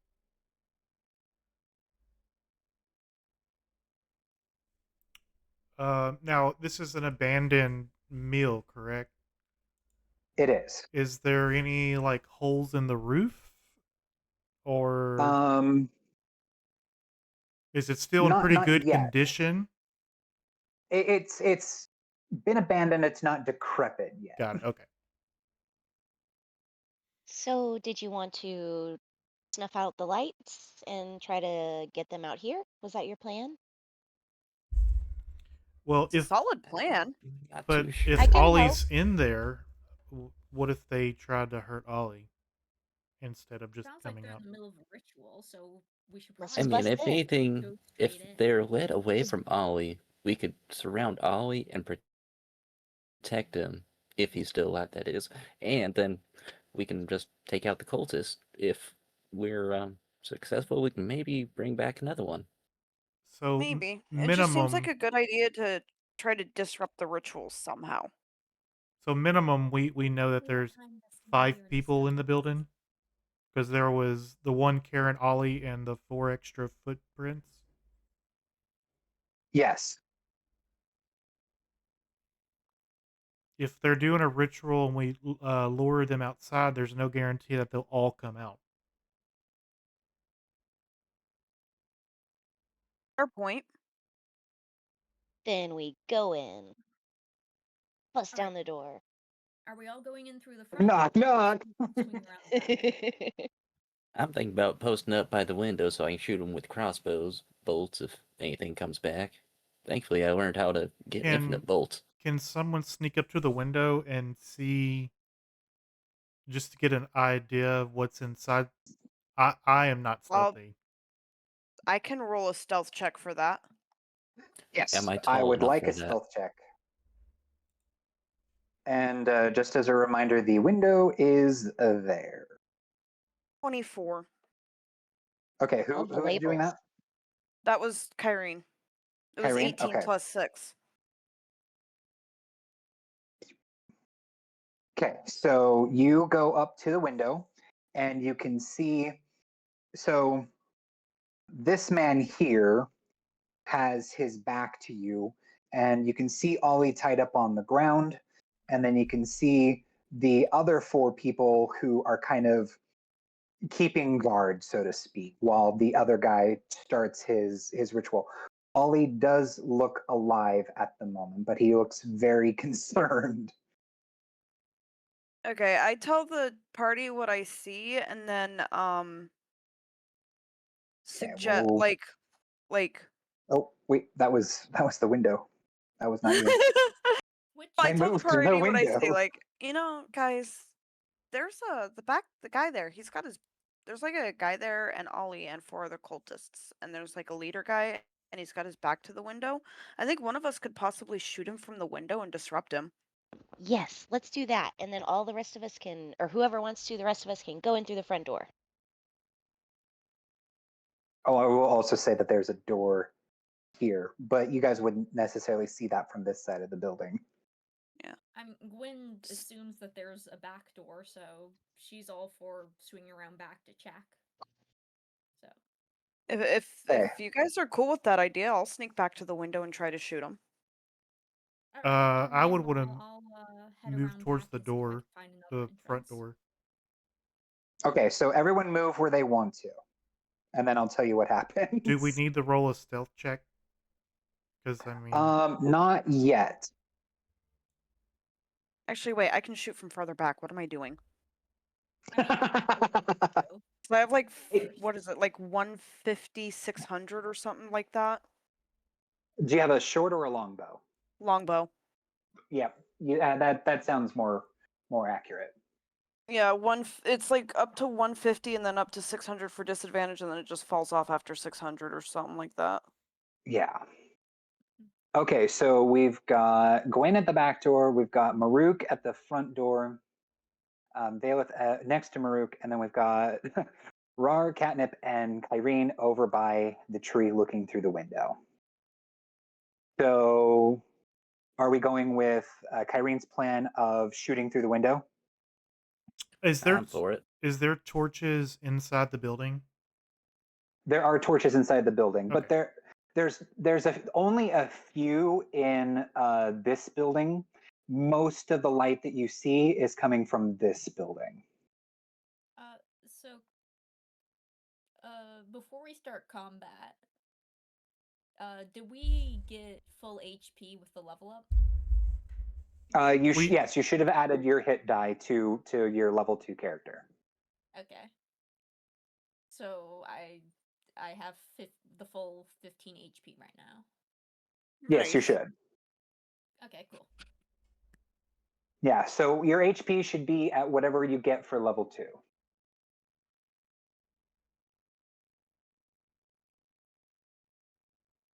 Okay. And so, Kyrene, are you gonna shoot your longbow? Sure. Can we all three shoot at once? We'll do one at a time. We'll kind of almost like turn order. Yeah. The idea was like if we're stealthy enough, I'll hit him with the arrow, but the guy might not know where it came. Like he'll know where it came from, but not who it came from, kind of thing. Yeah, so go ahead and I would almost say we're gonna have to roll to hit through the glass. Here, give me just a second. Does it have glass? Question. Roll or D. So Marik's gonna say to Valeth, when we go in, can you cast light just to give more light if the torches are on the other side? Yes. Do you want to be the light? Do you want the light to be on you so it stays with you? That's fine. We're losing all surprise as soon as we go in this door. What part of you would you like to be the light? Do you have like a necklace or your weapon or? You can just my shell is fine. Okay. Okay. As soon as we go in, our first thing I'll do will be glowing shell, but not until after they shoot. How much AC would glass give? How much AC would glass give D&D? What are the stats of a gazebo? We'll use the AC for the AC would be 13. And Okay. Go ahead and roll. Go ahead and roll for your attack, Kyrene.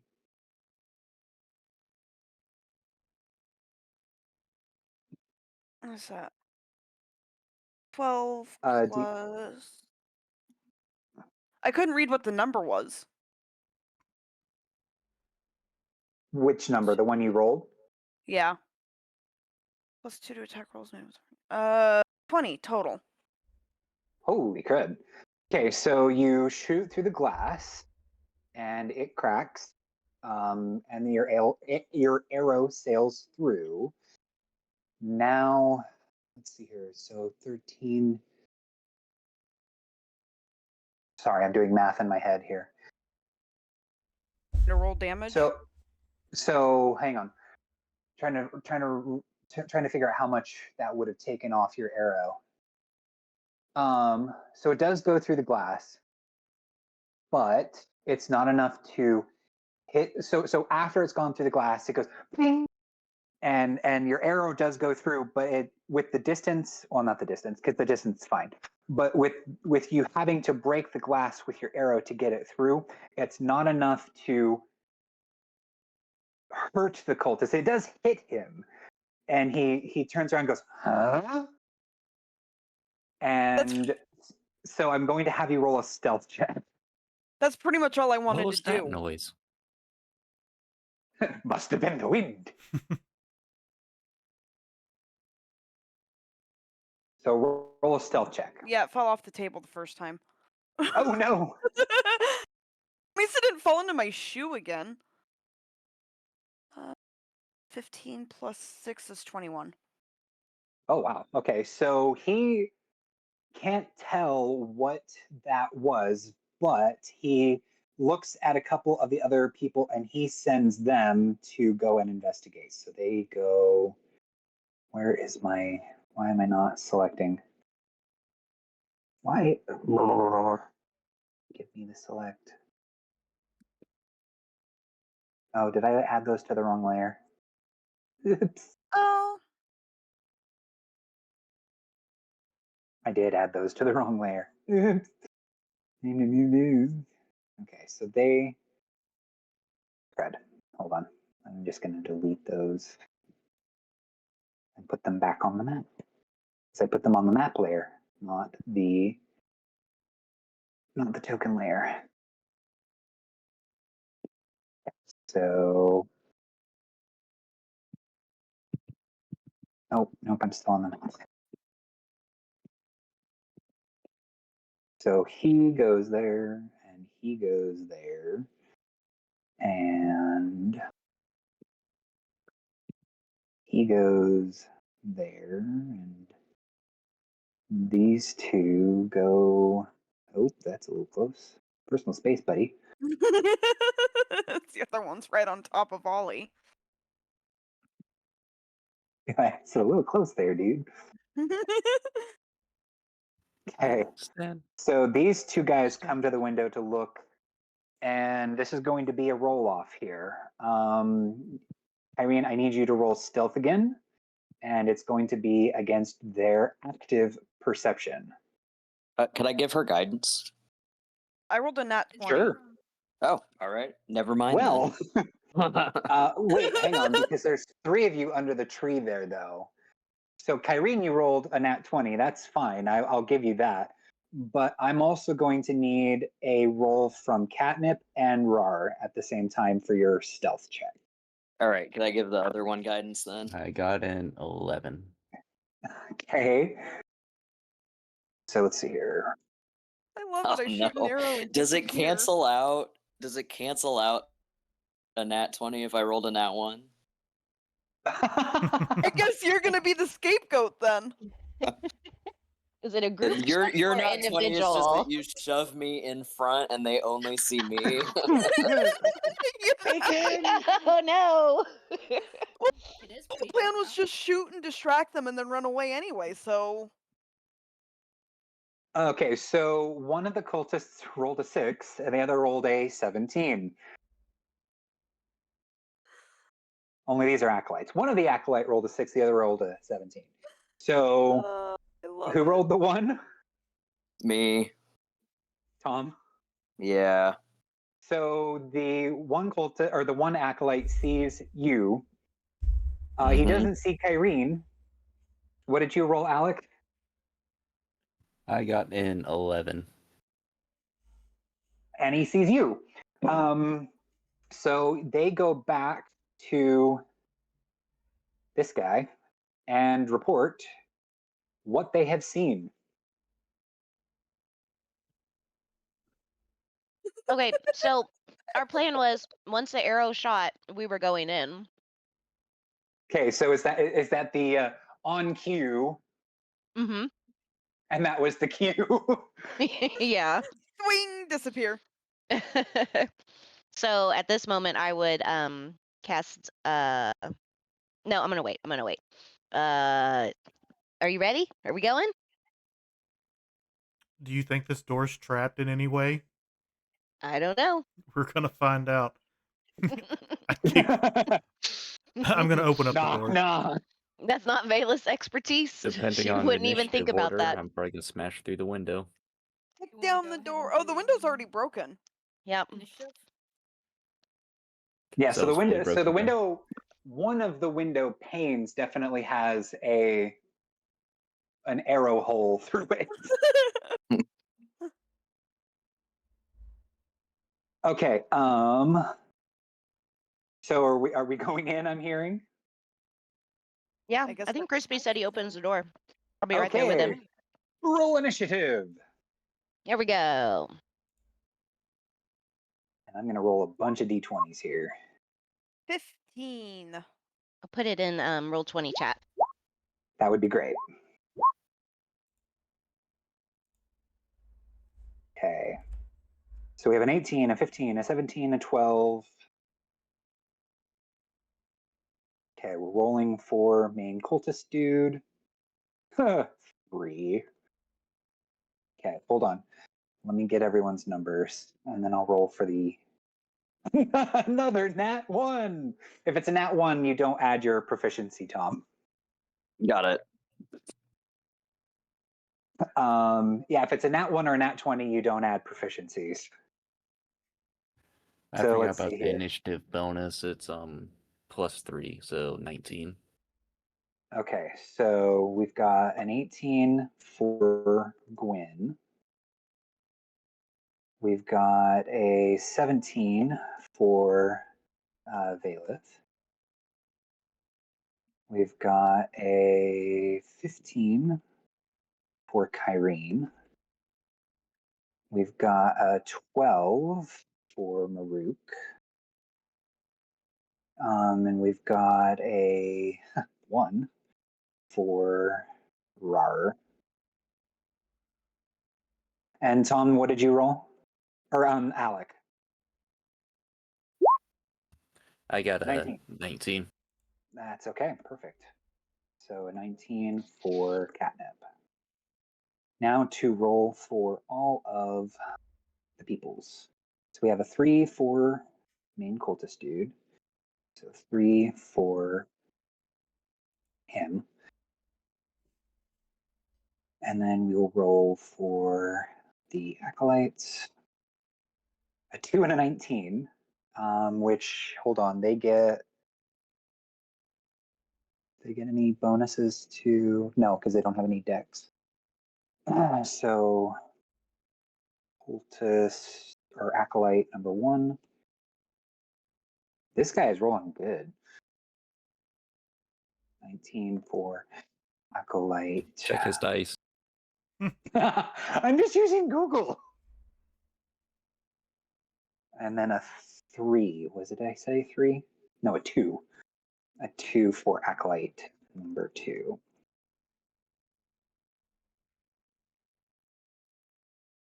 And then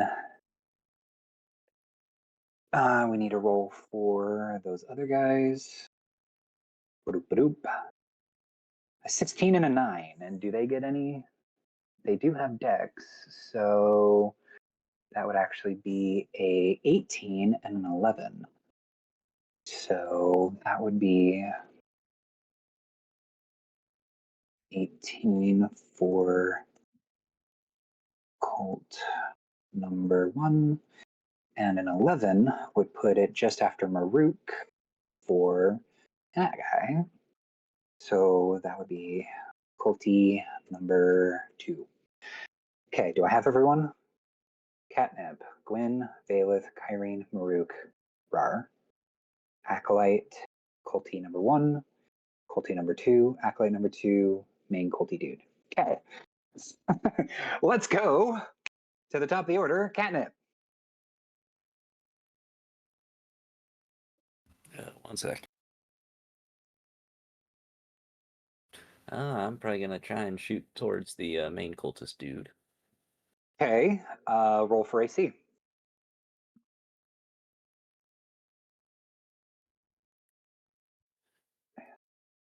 Give me one sec. Gotta find the right tab. Oof. That is 8.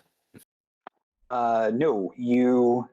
So you shoot through the window, through the hole that Kyrene just made, but your aim is thrown off by all the other things in the mill, and your arrow thunks into one of the wooden beams. Or your bolt. I think you use a crossbow. Yeah, and it's now magical, or well, it's got an attunement, so it's got +1. Oh, that's right, because you're a Yeah. you're a Artificer, artificer. That's right. and looks like a D&D Beyond already inputted, so. Okay, so that is you. So then we get acolyte number 1, and he has, what does he have? He has a club. He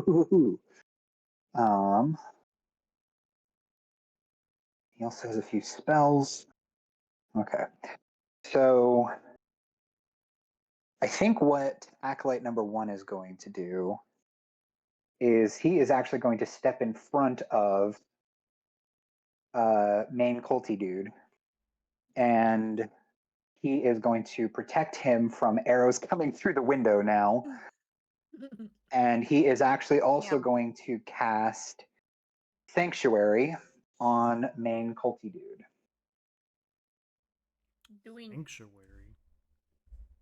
Sanctuary. Let me read you that spell slot. Yeah, that's basically they can't be harmed.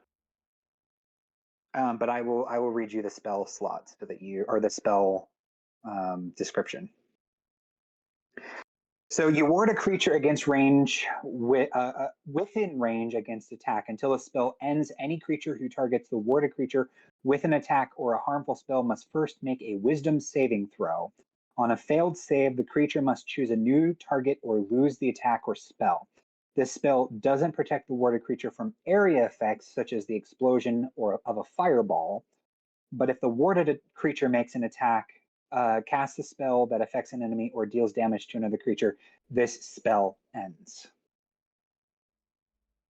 And he will, I believe does this require concentration?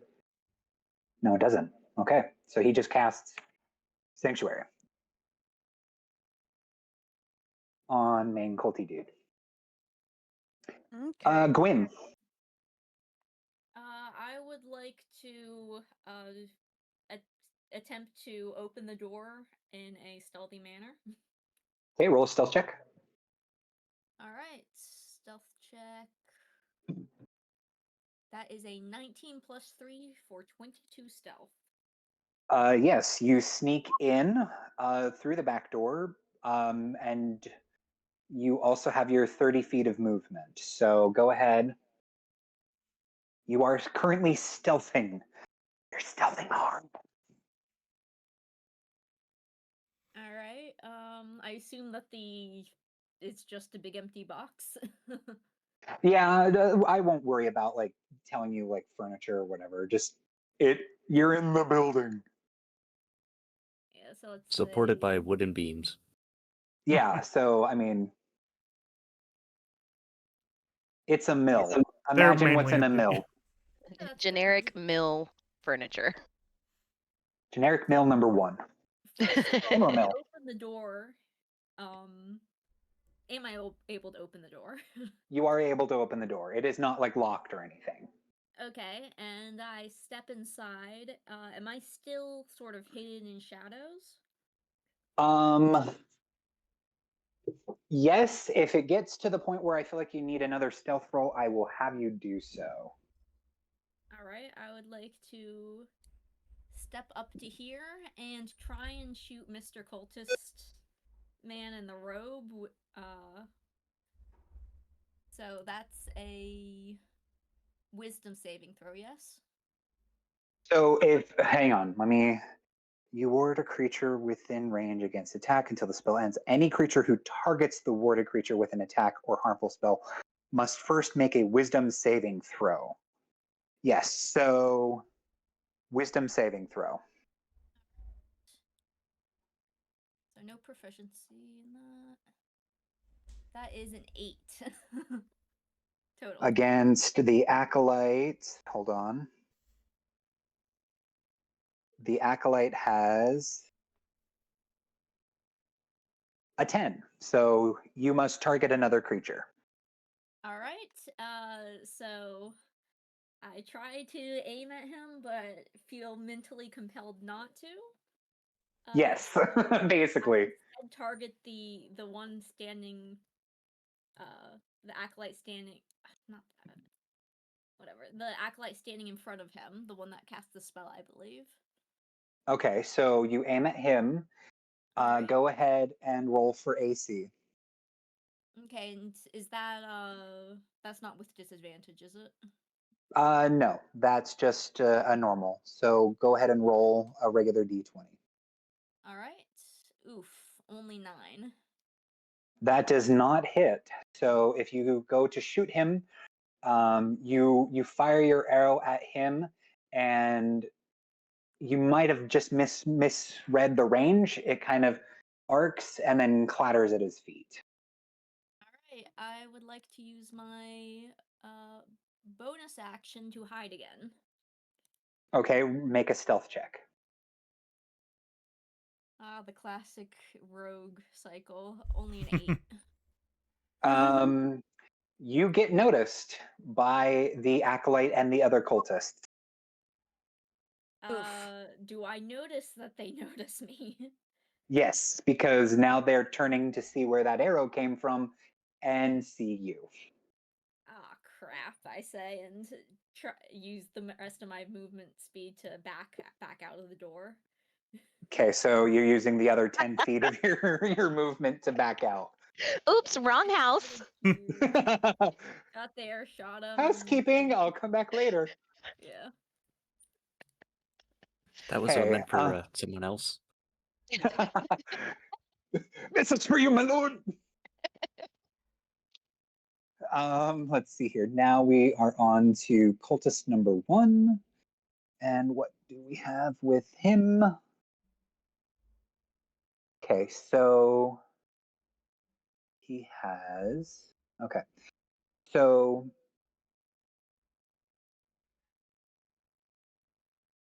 for the cultist number 1, his bonus action is going to be to cast Pact Blade, which enchants his blade through his patron. And he casts it on his thing, and how far can he get? He can get to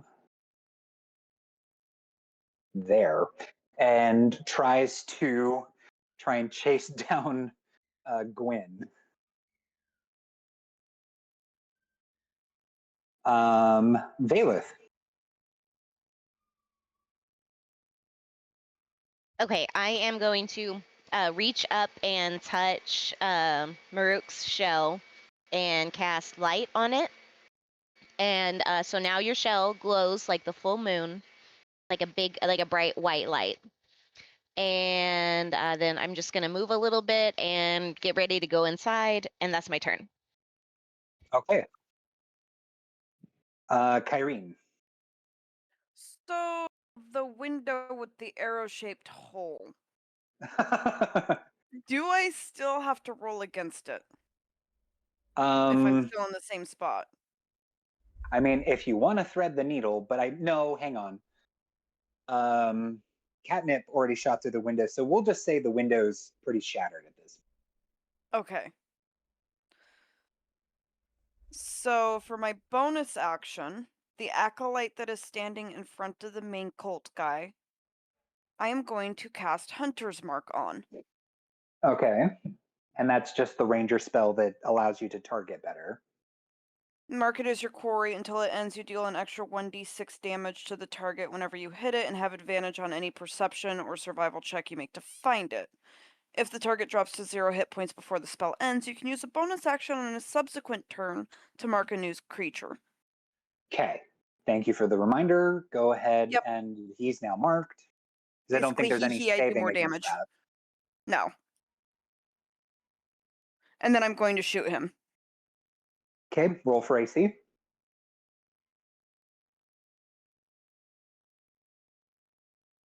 25. Holy crap. Yeah, roll for damage. Okay. 7. That was a 6, so 13 plus 19 damage. Holy crap. So you basically see this man throw himself in front of main cult dude. Get down, Mr. And President. yeah, basically, and then he takes an arrow straight to the face and drops. He got in my way. He did. Did that end I will the give. spell? I'm sorry. What? Does that end Sanctuary? Or is it still ongoing because the main cult? Ooh, that's a great question. I It think should it's drop. something Until the spell ends. which I think death ends spells The like spell. that Yeah. because he's basically the anchor for that spell. So yeah, that ends Sanctuary on main culty dude. And also takes him out of the running. So hang on, let me update everything on my end. Hello, goodbye. Pretty much. And he I'm surprised has, I haven't played a ranger before. They're kind of stupid. they can be broken sometimes. And then acolyte number 2 will have, yeah, okay. Okay. So that was Kyrene Maruk. So Maruk is going to just come through the door. Okay. Go ahead and show that. Sanctuary might still be going. Hang on. Let me see if does death of the caster and Sanctuary. The death of the caster, does not end Sanctuary because it does not require concentration. The spell continues to protect the warded creature until its duration of 1 minute expires. Okay, so it is still going. Thank you. Or if the warded creature makes an attack or casts a spell that affects an enemy creature. That is also true. That would also end it. So if main culty dude attacks anyone, he would also be, he would end his own spell. Okay. So Maruk, I'm gonna move into the building 40 feet. Right, because you're a monk. Mm-hmm. Can I see Ollie where I'm at?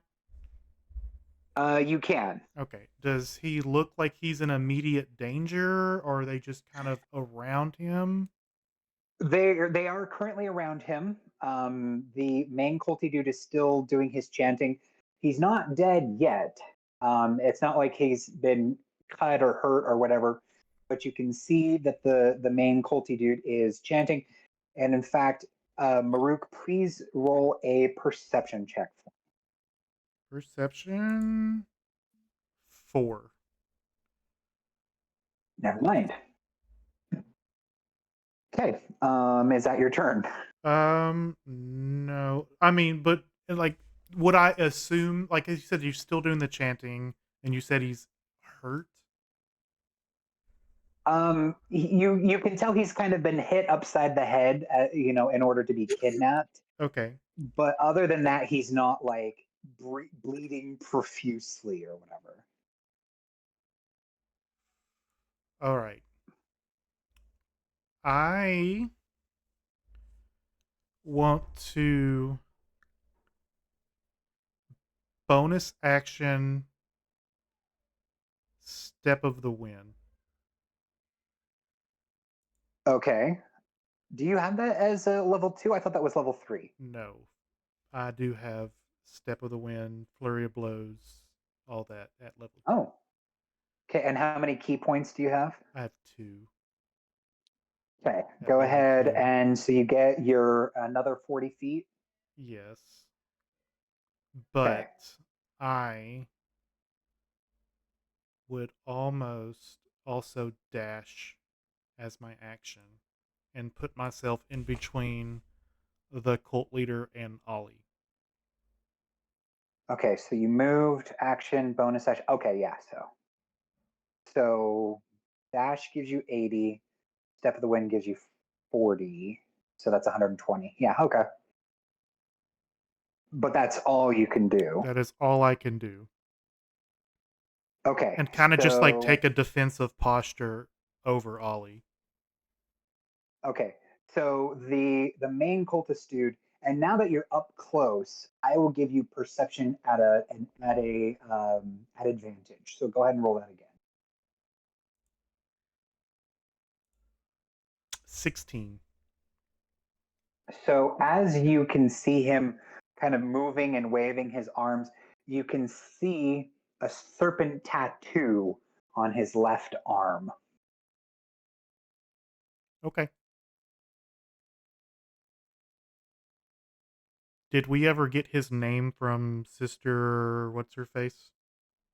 Sister Mariel. Sister Mariel. I forgot to mention it. No, but I will say, retcon, you remember her mentioning the name Darren. Darren. Okay, so that's Maruk. Cultist number 2. See if you just literally light speed dash into the room and comes up next to you. And he is going to, let's see here. He is also going to,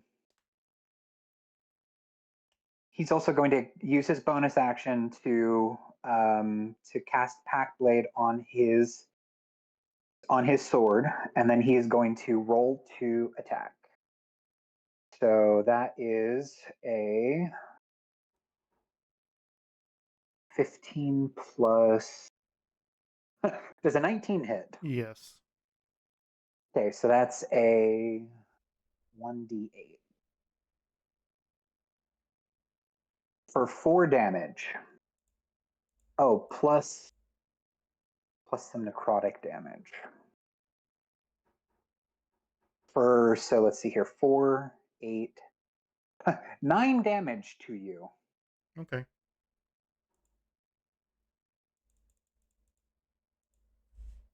Okay, and that gives us now to main culty dude. Main culty dude, Darren. He sees you rock up, and immediately he is going to. Give me just 1 second. He is going to cast a command on. He's going to cast command on you, Maruk. So let me look at that spell block really quick. So, Gesundheit. Hiccup. So command. You speak a one-word command to a creature you can see within range. The target must succeed on a Wisdom saving throw. Okay. So what's the DC on the Wisdom saving throw? I'm going to look that up. DC on saving throw for command is 8 plus proficiency bonus plus spellcasting modifier. Okay, so his spellcasting modifier is charisma, so that's 12 plus proficiency bonus. Does he have proficiency? He does. So that's a plus 4. So that's actually an 18. Yes, 18. So go ahead and roll a wisdom saving throw for me, Crispy. 16. 16? Okay. So with this cultist's command, would this be considered an attack? I don't know if that's considered. Well, no, he used a spell. Okay. So this does end Sanctuary on him, but he snaps his fingers and points at you and says, And on your next turn, you're going to drop into your shell. We've been here before. Farouk. So that's Darren, Acolyte number 2. He sees Acolyte number 1 go down and wants to continue to protect him against incoming bolts. And steps in front and casts Sanctuary again. They keep getting in the way. Okay, so that is Acolyte number 2. Rar. All right, I'm going to move in through the window. And did we decide that I have to roll for that? No, you just crash in Kool-Aid Man style. Exactly. Oh yeah. Yeah. And then I am going to ice knife the main culty dude. You're going to have to succeed against the Sanctuary, so you're going to have to give me just one second to look that back up. So it is Sanctuary Wisdom saving throw, which Acolyte, it's 8 plus 2 plus proficiency. Does he have proficiency? Oh, so you're going to have to succeed on a DC of 12. Okay. Let me.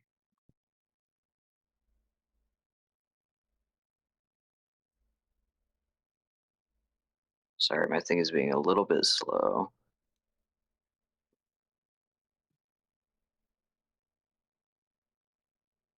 Ugh.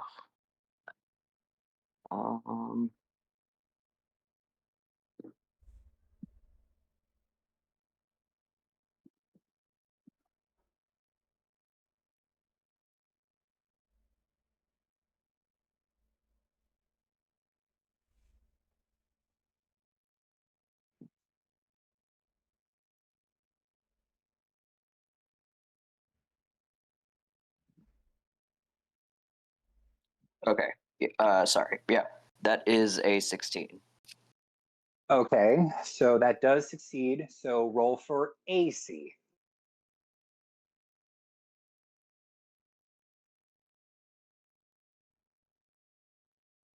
Nat 20, finally. Nat 20. Okay. Whoop, Go whoop. ahead and roll your hit dice and twice, because a critical hit always gives you 2.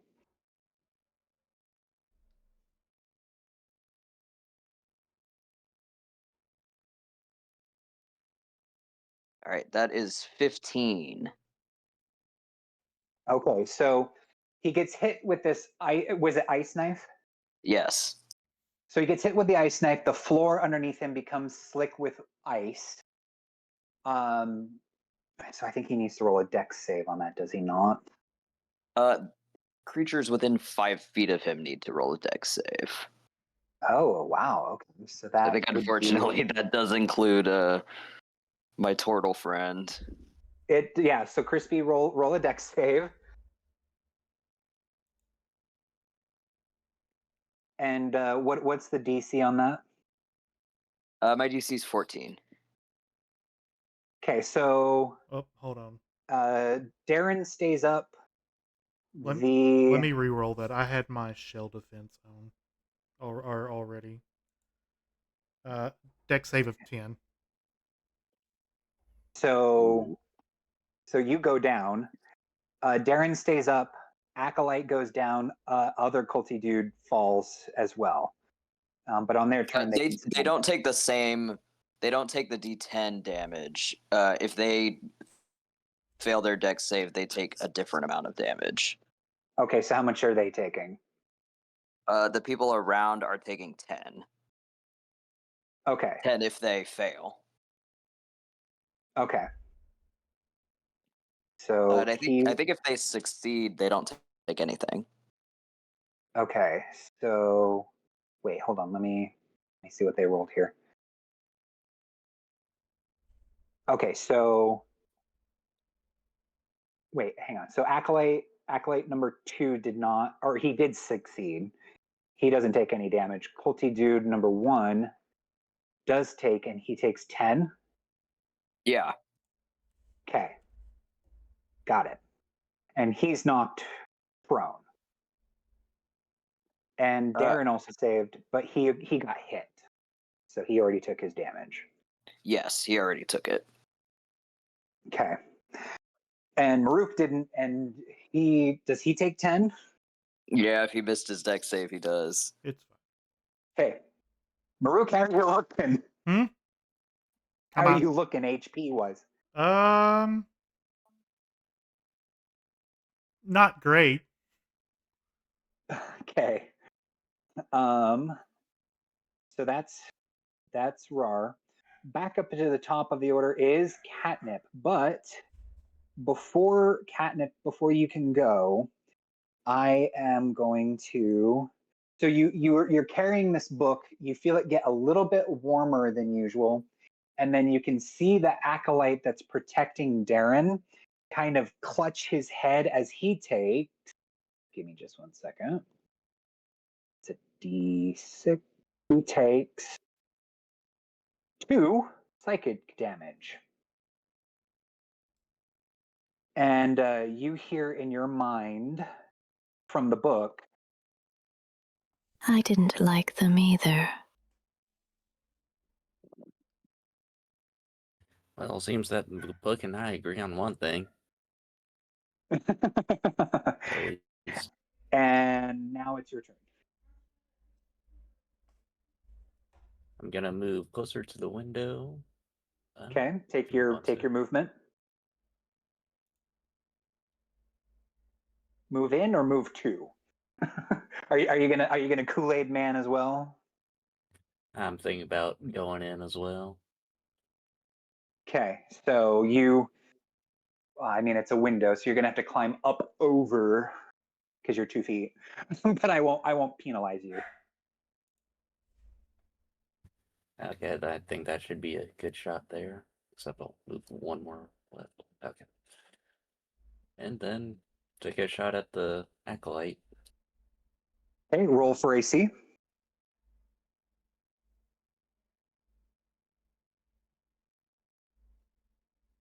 Give me 1 sec. Oh, I forgot to bring it up. 9. 9. That does not hit. So your arrow just hits to the right of him into one of the beams of the mill. I think just right below the other one you shot. I at least got good grouping. Now you just need to tighten it up onto the actual target. Gwyn. All right, so as I hear this guy following after me, and look back. Is he still pursuing me? He is pursuing you. All right, then I would like to duck around the door frame so I'm no longer in line of sight.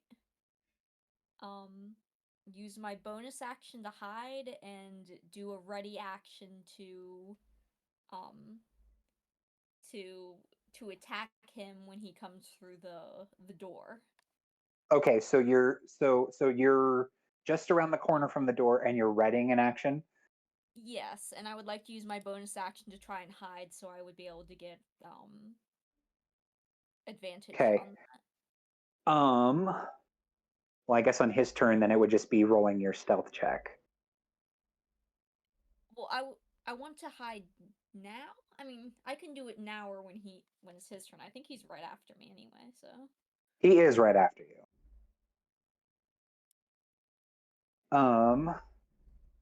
Yeah, go ahead and roll it now. Okay, so that is stealth. I got 17. 17, and that would probably just be passive perception. Yep, you are hidden. So he comes barreling out of the mill, and then that's when you would do your readied action. Roll for AC. All right, And that's with advantage, right? Since I'm hidden. Yes, because you are hidden. All right, so a 17 on my first roll and a crit fail on my second. So good thing I have advantage. Well, good thing you had advantage because yes, you do hit. So roll for damage.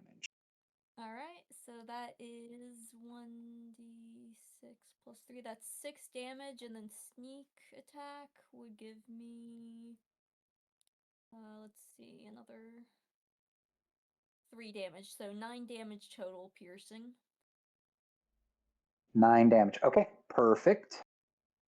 And he comes out, and obviously you attack him because that was your readied action.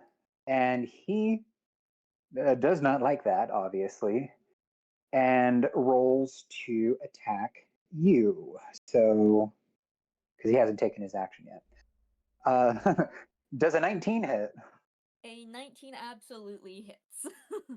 Okay, so he rolls a d8. D8 plus 2, so 7 plus 2d6s. So 7 plus 2 is 9.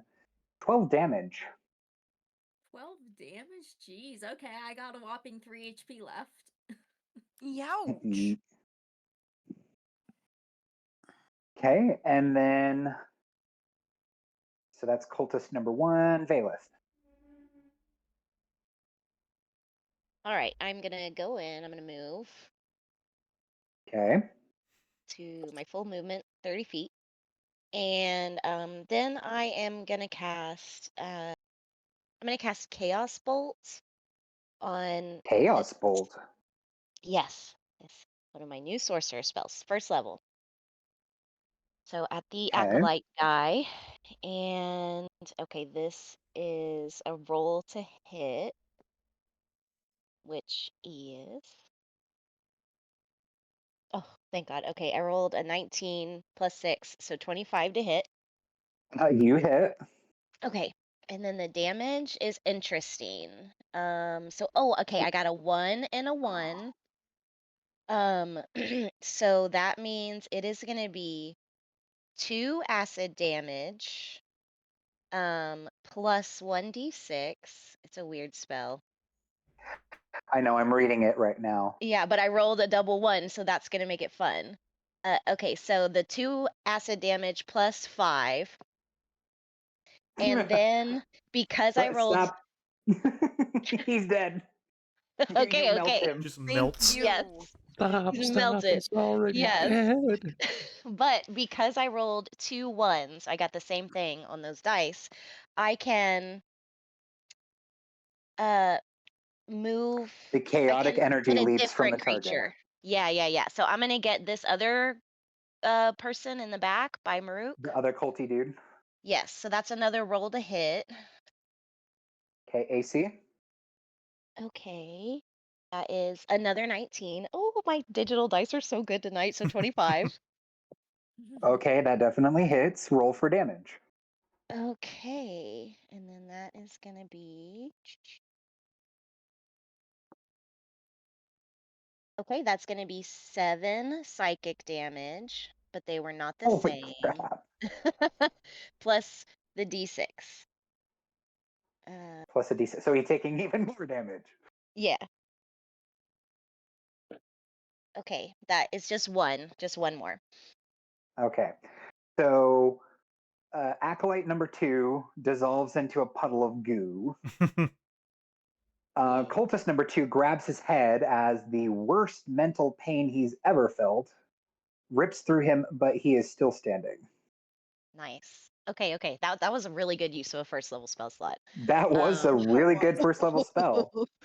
And I want to use my bonus action. I got my font of sorcery now, so I can use my 2 sorcery points to convert it into a first level spell slot. So I'm gonna get that spell slot back. Okay, so you get Nice. a spell slot back. And how many spell slots do you have at level 1 or 2? 3 first level spell slots. Okay, so you now are back to 3 level spell slots, but you're out of sorcery points. Correct. Got it. Okay. I've been playing a sorcerer recently in Baldur's Gate. Oh, it's so fun. I love this class. It That's is. what my last guy was. Mm-hmm. The And psychic. He just then really liked psychic and fire spells That makes and sense. alcohol. and then It Kyrene. hit big. Okay, so since the last guy dropped, I can move my hunter's thingy with a bonus action. You can. Main culty dude still has sanctuary on him, doesn't he? He does. Really? So if you wanted, I would almost say if you wanted to Hunter's Mark him, that would be a save that you would have to do to add to adequately. That's what I was gonna ask, because it is like, I didn't know if it count as a harmful spell or not. That's a good question. Let's look on Hunter's Mark. And how many spell slots do you have as a ranger? 2. Oh, but this is your bonus action because you're reapplying it. Yeah. Because it's up to 1 Yeah. hour with concentration. Mm-hmm. Where are you? It doesn't actually say it does any damage. It just allows you to mark. So if you want to, yes, I think you should be able to just reapply Hunter's Mark. Yeah. So I'll mark him, and then I have to roll to save to attack him. But that's what I'm gonna do. That's true. And you have to roll an 18.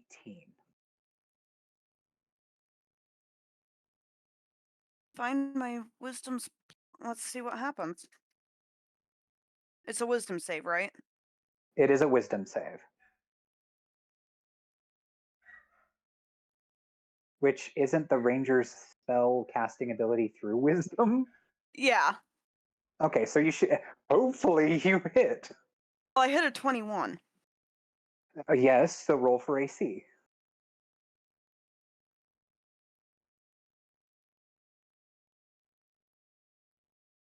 $23? Yes, go ahead and roll for damage.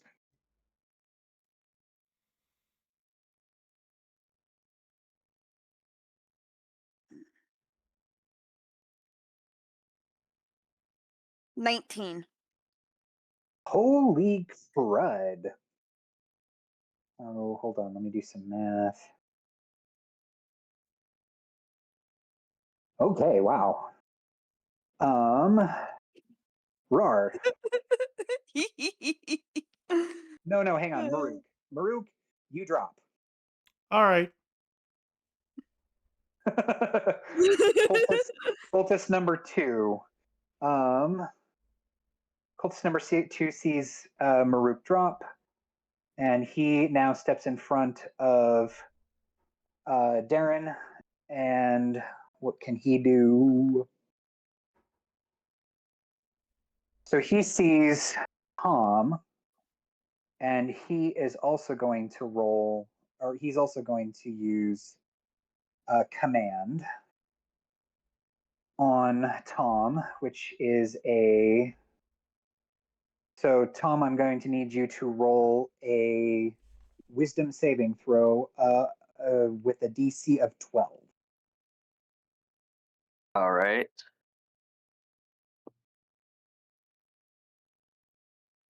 Yeah, that's 21. Oh, okay. So he snaps, says flee, but it does nothing to you. No, I don't want to. No, you. Let's see here. Darren. That other sheet. So he's got this. So he is going to. Let's see here. I'm going to look up this.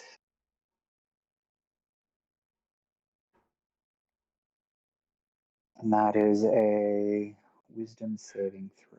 Okay.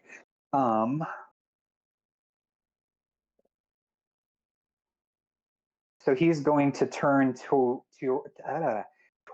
Catnip, and Catnip, I'm going to need you to make a wisdom saving throw. of an 18 or higher.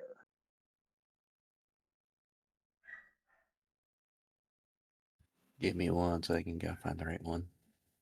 Okay, over here. Hey, you got an 18. 19. So he tries 18. to cast, or so you got an 18? Yeah, exactly. 18 exactly. So in that case, so 18 or higher. Okay, yeah. So he tries to cast Hold Person on you, but it doesn't work as well. I'd rather not. No, thank you. Rar. All Or right. would- I Okay, am yeah. going to Maruk was down is the one who was down? Yeah, Maruk has now pulled himself like a turtle into a shell, literally. Okay.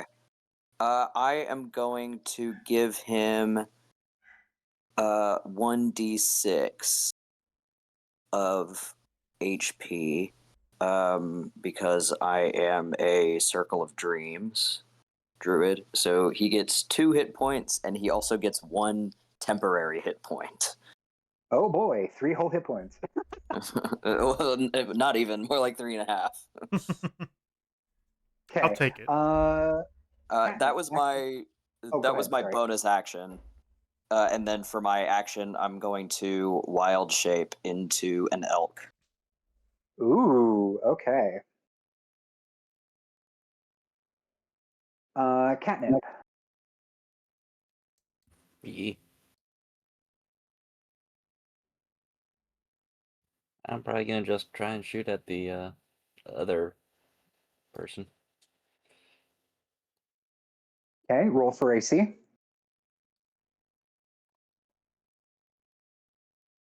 Oh wait, no, he's got Sanctuary, so roll a Wisdom saving throw of 18 or higher. Oh, I need that Didn't one he first. try to cast Okay. a command? Oh, well. Oh, yes, he did. Never mind, he doesn't have Sanctuary anymore. Roll for AC. Ready, I got a 15 for that. Roll for damage.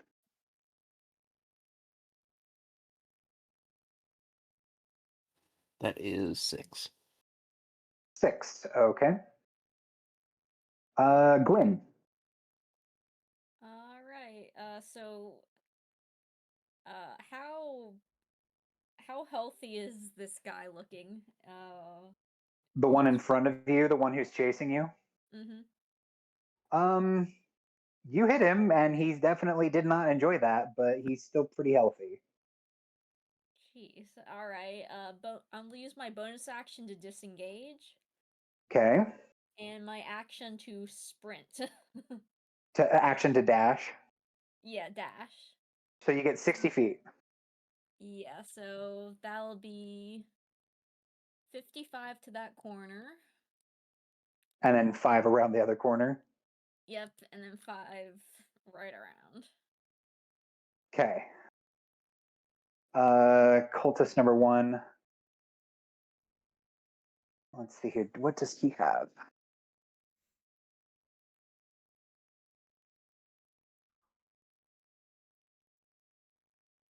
So he can do that within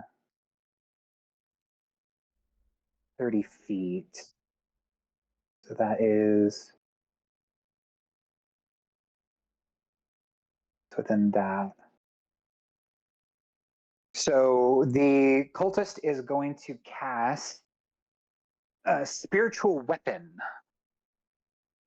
And he is going to create a kind of red glowing great sword in the air about 30 feet away. So 5, 10, 15, 20, 25, 30. So I'm just going to drop another culty token there to give us the idea that that's his sword. And that means we also need to roll initiative for it. A 6.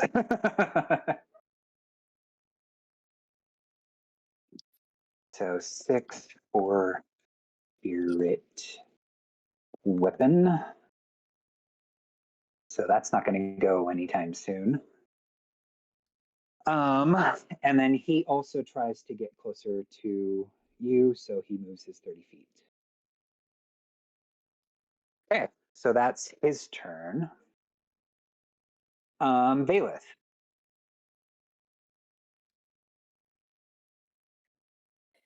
Okay. I guess I'm gonna move my movement. Okay, so take your movement. I'm just gonna come over here. And did they leave this door open, the back door, or is it closed? It is open. Okay. But where I am, I probably can't see this guy. No. Okay. Alrighty. So I don't know they're there. Okay, I'm gonna go ahead and target the main guy, the main cultist. Okay, wisdom. And No, he doesn't have sanctuary. So yeah, go ahead. he's good? Okay. I'm gonna magic missile him. Okay, so that just hits. Roll for damage. Yes. And it's 3 darts. 3d4. Yeah, okay. So the first one is 4 damage. The second one is 4 damage. Holy And crap. the third one is 2. Okay, so he takes these 3 magic missiles and he is not looking good anymore, but he is still standing. Okay. And that'll be my turn. Dang. And then Kyrene. He is a tough guy if he took 19 from an arrow and 10 from magic missile and still standing. Unfortunately, I have a cultist in my way. You do. No, because if I move to try to get a better shot, then I won't be in the window. I guess I'll shoot the cultist. Okay, roll for AC. And I think you also have Hunter's. No, you have Hunter's Mark on Darren. The hunter's mark is on Darren, yeah. 21. That hits. Roll for roll for damage. Don't roll the d6, dingbat.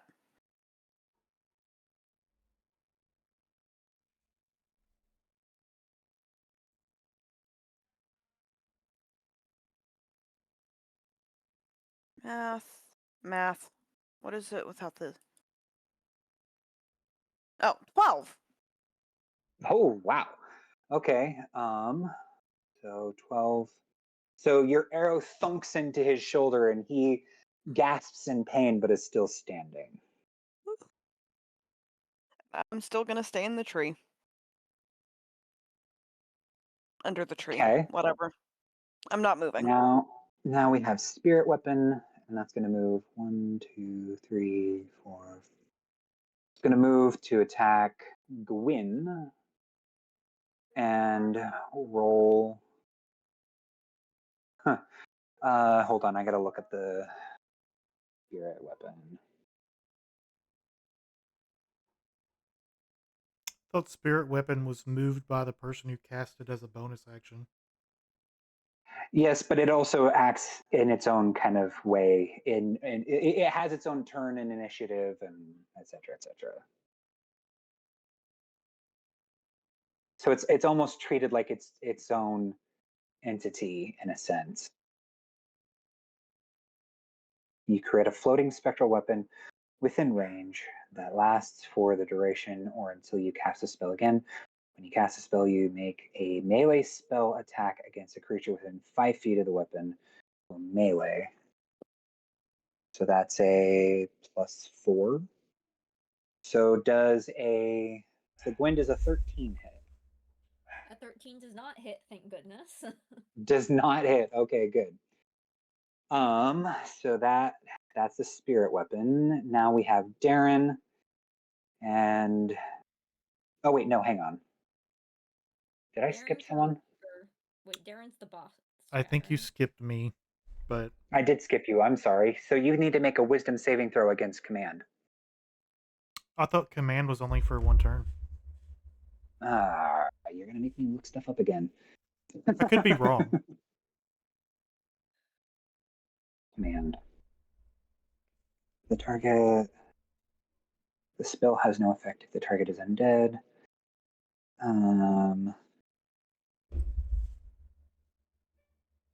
You can affect. The target must succeed on a wisdom saving throw or follow the command on its next turn. Oh, so you follow the command. So you're inside your shell. I did that last turn. I dropped. Yeah, I know. You're inside your shell. Okay. Now what do you do? I can't take an action. I But think your action would be coming out it's a bonus action if you to come decide out. to come out. It's a bonus action. Oh, is it? Yeah. Okay. I want a bonus action come out of my shell and just say to Darren, it's not too late to stop this. He looks at you and sneers. Okay. I can't do anything else. So that was Kyrene, Maruk. Oh, cultist number 2, who's standing in the way. Cultist number 2. He has.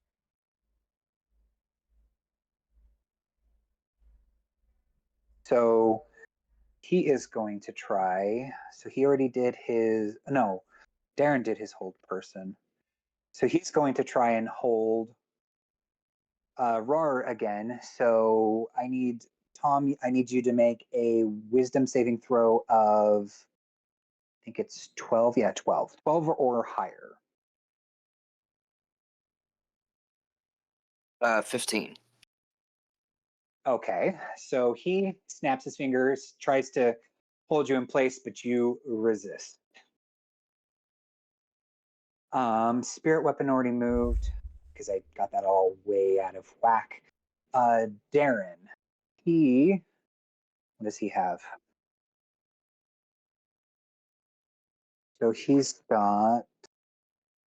Oh, so he pulls out his short sword and tries to make 2 different attacks on Maruk in front of him. So he's got 2 d20s. First one is a 23, and the second one is a 14. The first one hits. Okay, first one hits, and it's a 1d6. It is a 6. Maruk is so he hits you for 6 damage. You are unconscious. Yes. Oof. Okay. So that then puts us at Tom, Rar. All right. I am going to move 10 feet this way, and then as an elk, I have a 50 speed.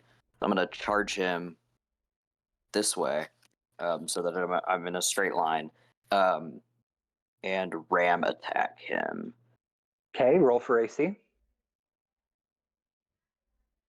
Or wait, would that be AC, or would that just be like a strength? No, it is roll to hit. Okay, so roll AC. That is 12. That is a hit. So does he get pushed or does he take damage? So he takes damage, and because I moved so much, I add a little bit of extra damage, and then he has to make a strength saving throw or be knocked prone. So I'll roll the damage. And he rolled a 17 for strength.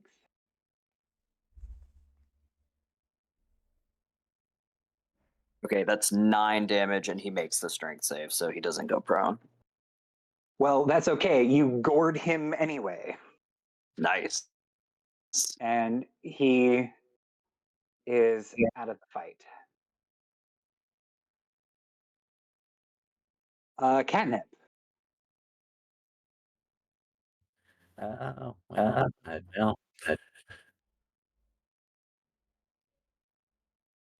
hold on. Okay, probably just gonna fire another crossbow bolt at the cultist. Okay, roll for AC.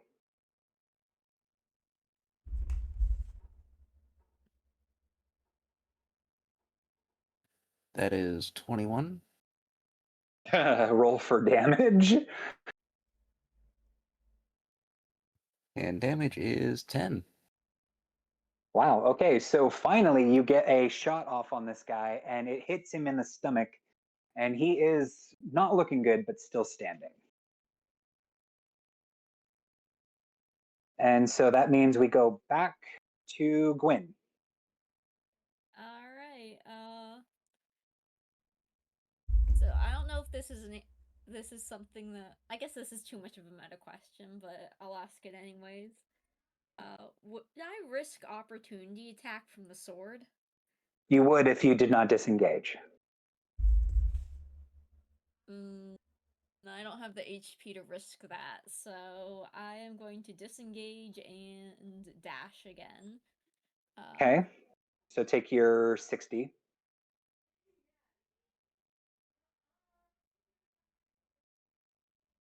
Wow, you get almost all the way around the building. Let's see. If I disengage only, that only frees me up Yeah, it to, doesn't like, allow try and go back for inside the opportunity building. attacks. But yeah, I'll go here. Okay, go ahead. Okay. Cultist number 1 is going to go his 30 feet. And what is in range? I need to figure out what range is. What is range in D&D? Maximum distance, normal range for spells. The range depends how far. Okay, so what can he do? So he is going to. Does that have a range? That is a great question.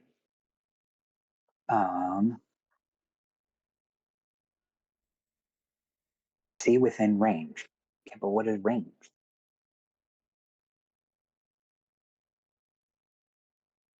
Oh, 60 feet. So he is going to. Does he have 60 feet? Oh, he has 70 feet. Then it's not in range. So he can't do anything. You were out of range. Valeth.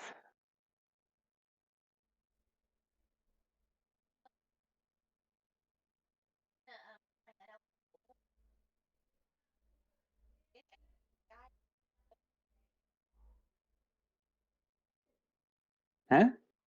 What? Valeth? Sorry, we can just barely hear you. Sorry, I had to turn it up. So I peek my head out the door, and I Okay. see a guy, and I guess I'm gonna shoot him. Let's see. With a spell or with a weapon? A spell. Okay, which spell? I'll come right outside. I'm gonna do Ray of Sickness. Ooh, Ray of Sickness. That's a fun one. Right. So Okay, that so is, using a level 1 spell slot. yeah, that'll be my second one. Make a ranged spell attack against the target. So you just need to roll for AC. Oh, I rolled I got 11 total. That does not hit. So you throw this ray out at the cultist and it splashes against him but does not affect him. Okay. And that'll be my turn. I'll just stay right here. Okay, Kyrene. The other guy died. I'm gonna move my mark to the cultist that I can see. Okay, and then I'm also going to assume you shoot. Yep.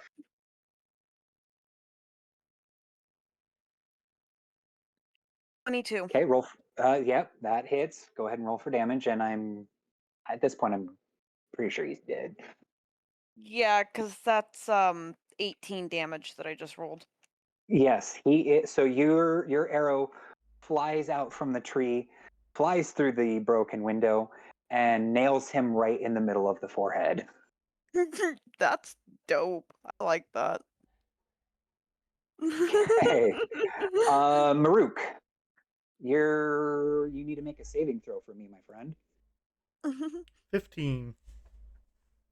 You have one save point. Spirit weapon can go 30 feet. And Tom, Rar. Yeah, I'm just gonna hit this other cultist that's right in front of me with my. Oh no, hooves. he's dead. He's dead. Oh, sorry. Is my. Oh, okay.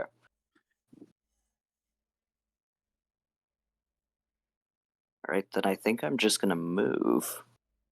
Okay, as an elk. Yeah. Which will be.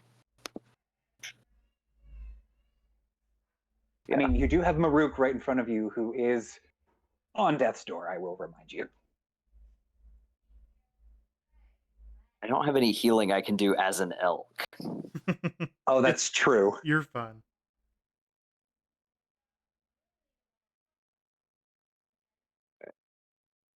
So that's my 50 feet.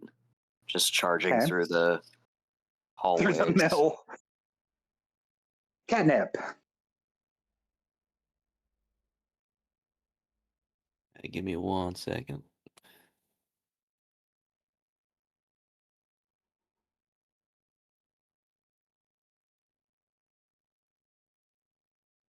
Try and see if feline agility is a bonus action. Sounds like it would be.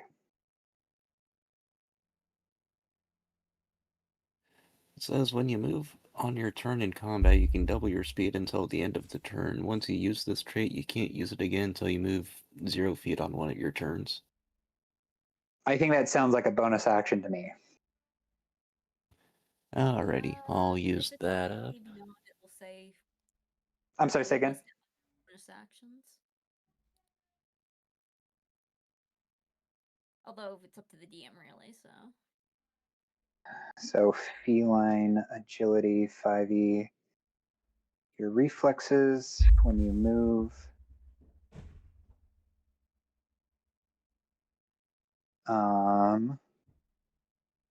Is it a bonus action? Is that a feline agility?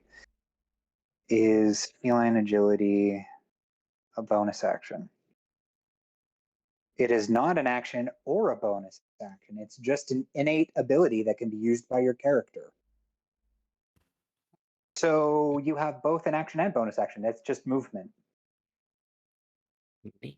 Well, either way, I'm going to use that and go up here and then cast a Cure Wounds using up one of my spell slots. Okay, so it's a D4, is it not? 2d8 plus 2. Oh, 2d8 plus 2, okay. And the total is 11. Maruk, you're alive! I'm alive. Alive. I'm dead. I'm alive again. Up, down. So that's Catnip's turn. Gwyn.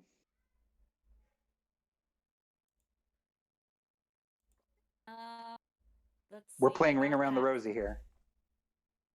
The one that's right in front of or closer to me is the sword, right? Yes, it's the spiritual weapon. Okay. I am going to try and shoot the cultist. Okay. What's the range on your weapon? It is a short bow, so that is 80 feet. Okay, he's in range. All right. So Roll for AC. against AC is only 12. That does not hit. So you shoot off to the left of him, and your arrow misses. That's -1 arrow. And I am going to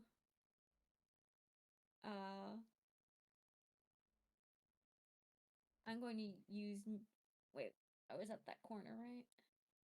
So yeah, you were there.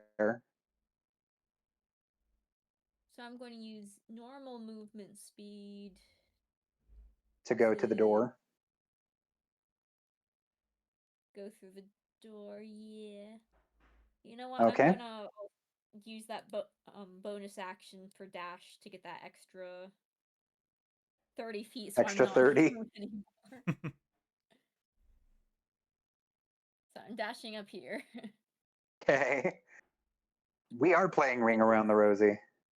At least now, if I go down, someone can help stabilize me. Okay, and so now we're on to the one cultist who's still alive.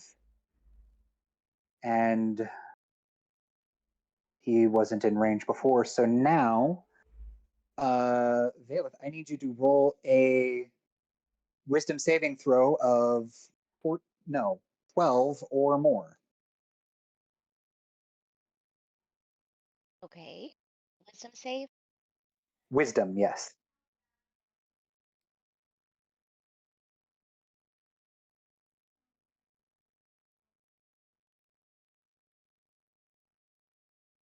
Oh, that's a 5. Hold person, you are frozen on the spot. Oh, okay. Which sucks because you were next in turn order, but you are now frozen on spot. Okay. Do I get to repeat the save or do I gotta wait? Oh yes, I think you do. You get to make another wisdom saving throw, and if you succeed, then your action is just to be free. Okay, let's see if I can do it. I only have a +2 on this, so I got a 8. You are still frozen on the spot. Oh, okay. Kyrene. I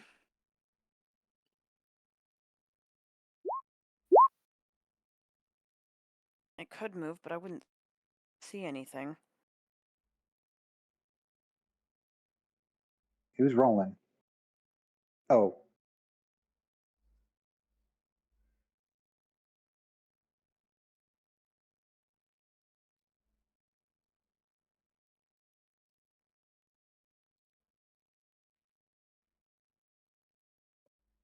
So I can use my action to dash, and that's double the distance, right?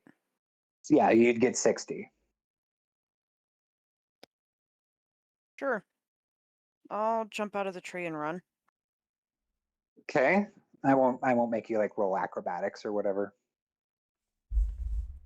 So 1, 2, 3, 4, 5, 6. There we go. Okay. Maruk, you have been brought from the brink of death, but you are still prone. All right, I'm going to stand up. So that's 15. 20. No, 20. Yeah. And Ollie's right next to me. He is. You said he's tied up? He is tied up. Can I use my action to untie him? Yes. Roll sleight of hand. Sleight of hand. 13. Okay. The DC on that was 10, so you ungag and unbind him. Are you okay? Thank you. Thank you, adventurer, for rescuing me yet again. I seem to be forever in your debt. All right, that's my turn. Okay. Spirit weapon can only go 30, so we're gonna try and go back around the corner. And that's 30. Rar.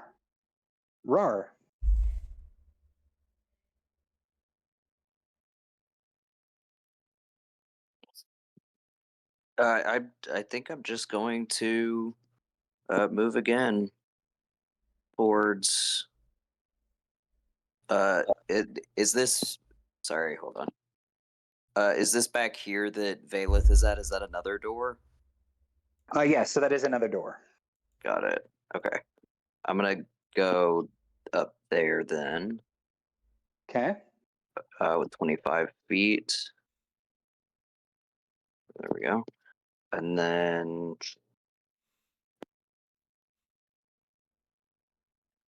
yeah, as close as I can get. It's just right about here. Okay. Top of the order, Catnip. What happened to you, Ollie? They came in the night, and I almost didn't hear them coming. My wife heard them, but it was too late. I was already tied up and out of the house before I even heard the alarm being raised. Suppose that'll be my turn. Okay. Gwyn.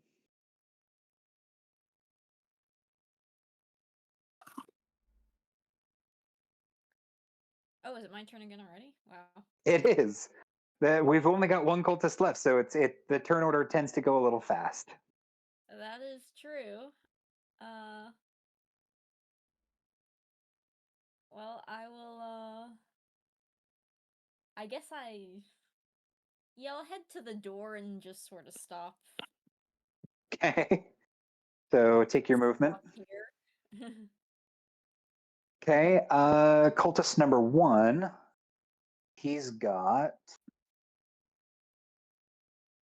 So he's already used hold person. So now, Tom, I need you to make a wisdom saving throw of a DC 12 or higher. That was me. Yes, you. Got it. And you're using your elk form's wisdom, are you not? Or Yes, I am.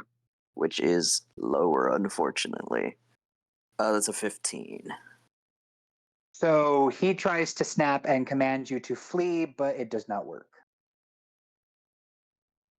Okay, so Valeth, I need you to make a wisdom saving throw of a DC 12 or higher again. All right, let's see if I can do it. A nat 20. Yeah, back in business. You free yourself from this spell, and that, I believe, is your turn.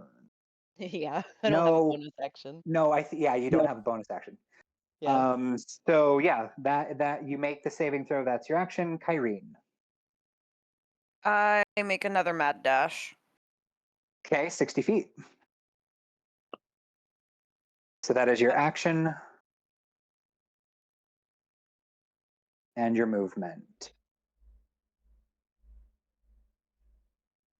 Okay. Maruk. That's one square too far. There we go.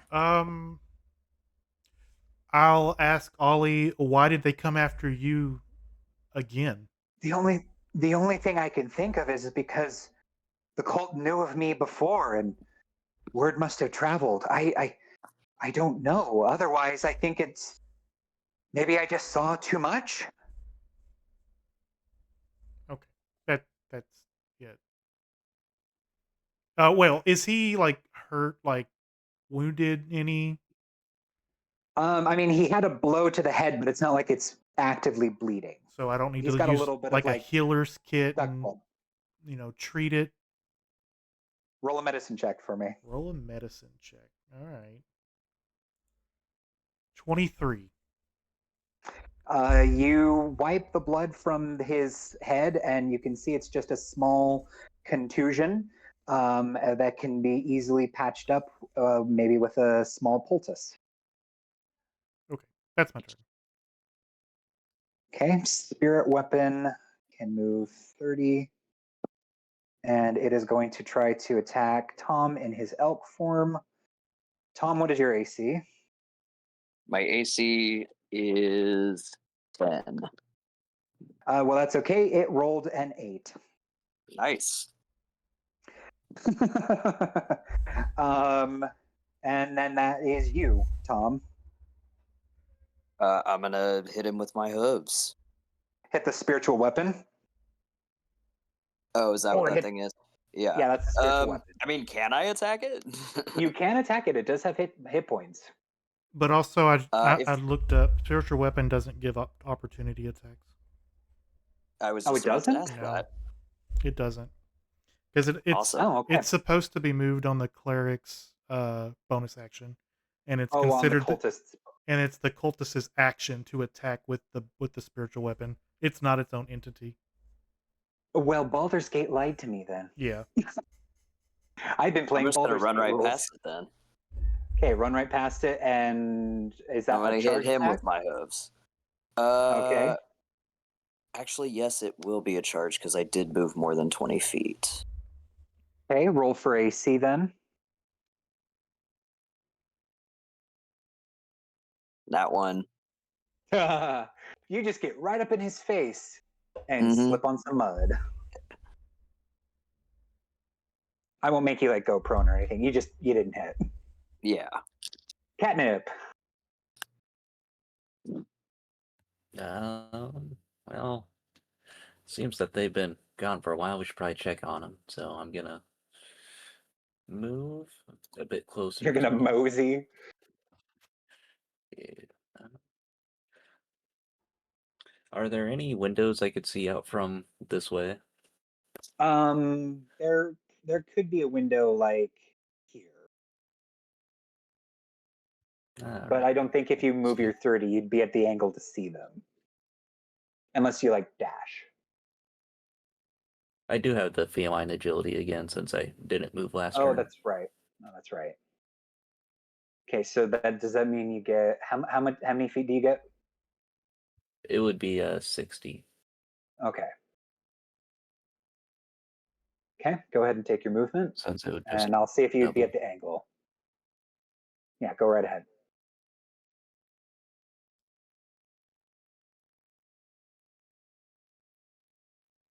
So from that angle, you can barely see a glowing red sword in the window.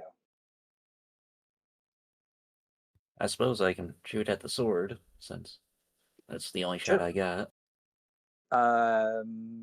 Roll for AC.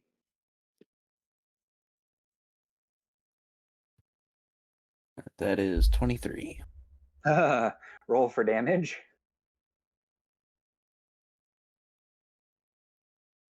That one is 9. A 9. Okay, so you hit this glowing spiritual weapon, and it is not looking good. It's kind of faltering a little bit, but it's still there in its spectral form. Okay. Oh, no. Gwyn.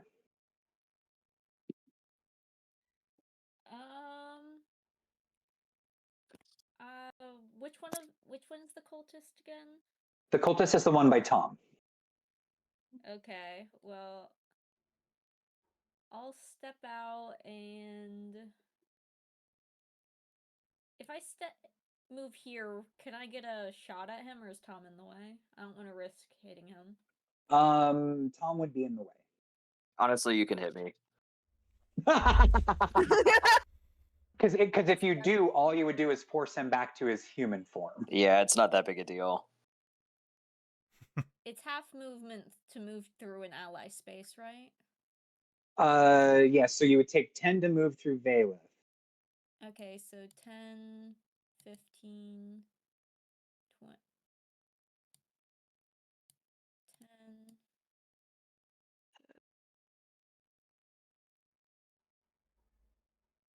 Okay, I'm going to move here. Okay.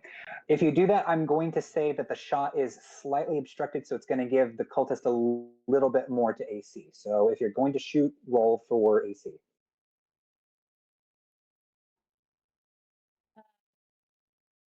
Okay, well, let's give it a try.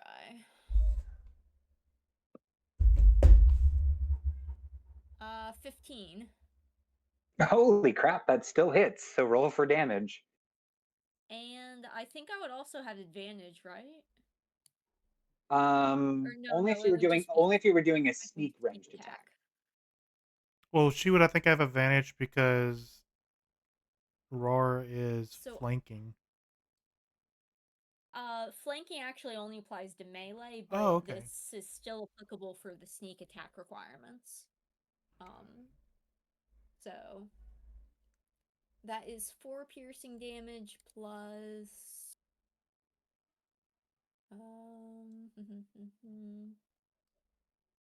plus 4, so what did I say? That was 4 plus 4? So 8. On this log. Yeah, so that is 8 piercing damage total. Okay. Oh wait, no. Hang on. Okay, so you hit his shoulder, and he winces from the pain, but is still standing. Valeth. Or wait, no, Gwyn, that was your turn. So cultist number 1 gets to do. Oh, sorry. Go ahead. Do you want to do bonus action? No, I you do did. have my bonus action still, so Did you? Because I thought no, you didn't dash. So yeah, you do have your bonus action. I'm going to move back to move back over here again. Is that bonus action dash? Yeah. Okay. So now cultist number 1, he is going to try one more time to command Tom. So I need you to make a wisdom saving throw of 12 or higher.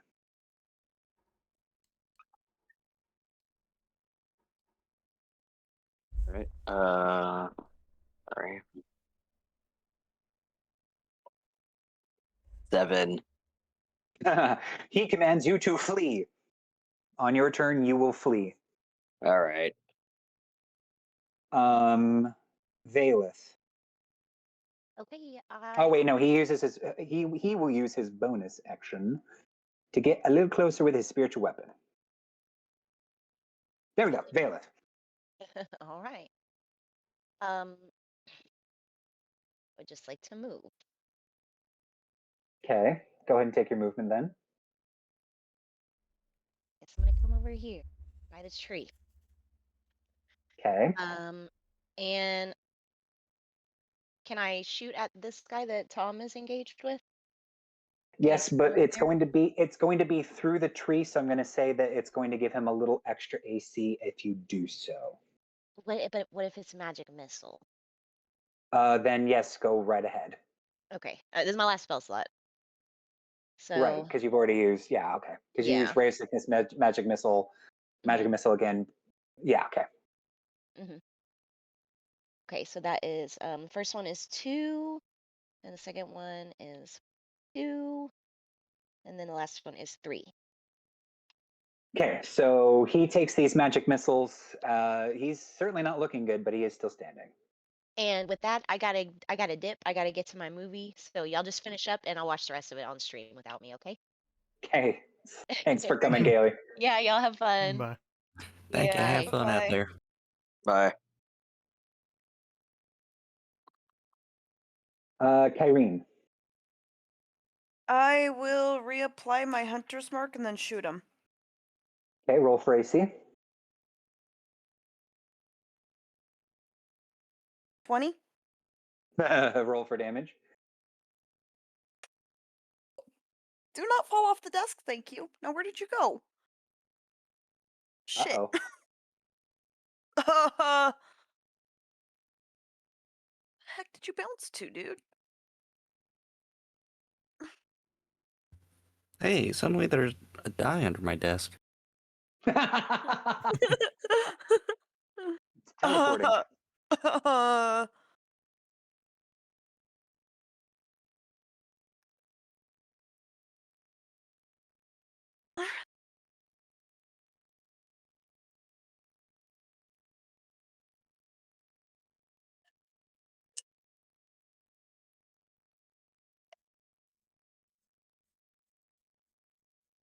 $16. Wow. Okay. So he takes another arrow. He is definitely not looking good, but is still standing. Dang, that's Maruk. one strong cultist. Yes. Maruk. So I'm gonna tell Ollie to stay here and then start moving towards the door. Okay. Go ahead and take your movement. So 40, put me there. Okay. We already discussed that Spirit Weapon does not get its own turn anymore. Tom, you are forced to flee at the top of your movement speed. That is quite a bit. Right, so that's going to be...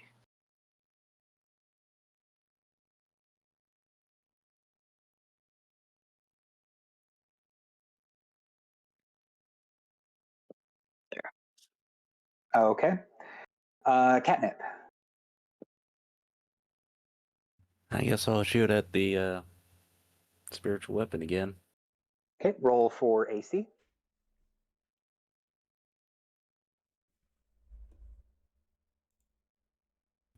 Oh, that's that one. You try to pull the trigger, but it jams. Gwyn. So that's a spiritual weapon right here, right? So Yes, that's a spiritual weapon. do spiritual weapons have HP? They do. I've been tracking it. Awesome. So I am going to attack it with my rapier. Okay, roll for AC. Well, first, am I flanking where I am right now, or do I need to move right here? It doesn't matter. Alright, well, I already moved it, so I'll just say I'm moved here. So Okay, roll for AC. See, so that is 16 on the first try, and 17 on the second. So Roll for damage.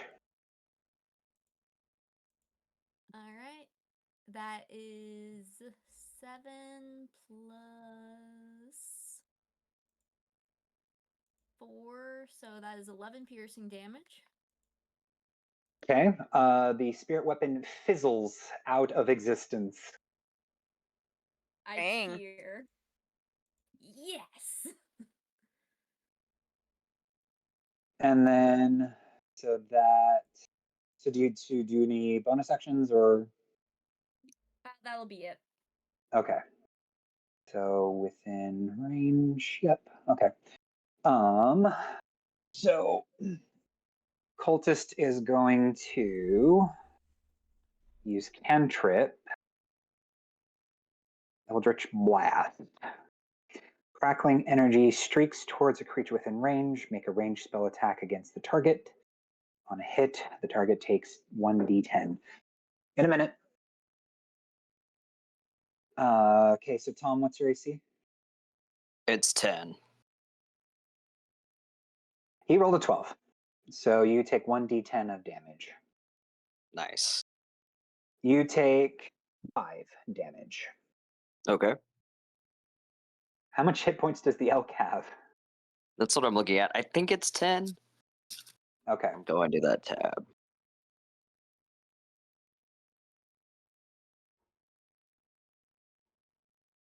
I think it's above 5.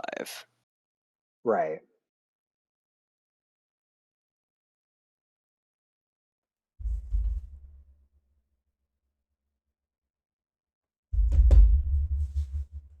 Oh, it's 13. Okay, so you're at 8. Yeah. Valeth is distracted by the moon. Kyrene. Plonk goes my bow. Let's see if I hit again. Okay, roll for AC. 21. 21. Yes, that hits. Roll for damage.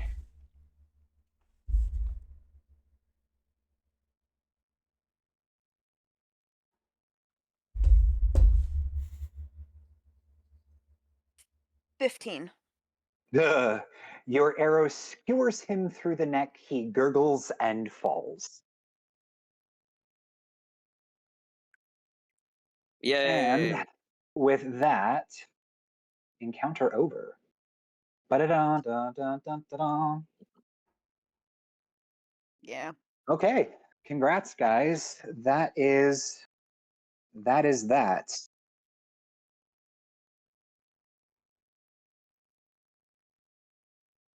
I take the book out and I'm like, sorry, book. Didn't quite mean to kill Darren there. The book does not respond, but Darren, with the last of his strength, give me just 1 second.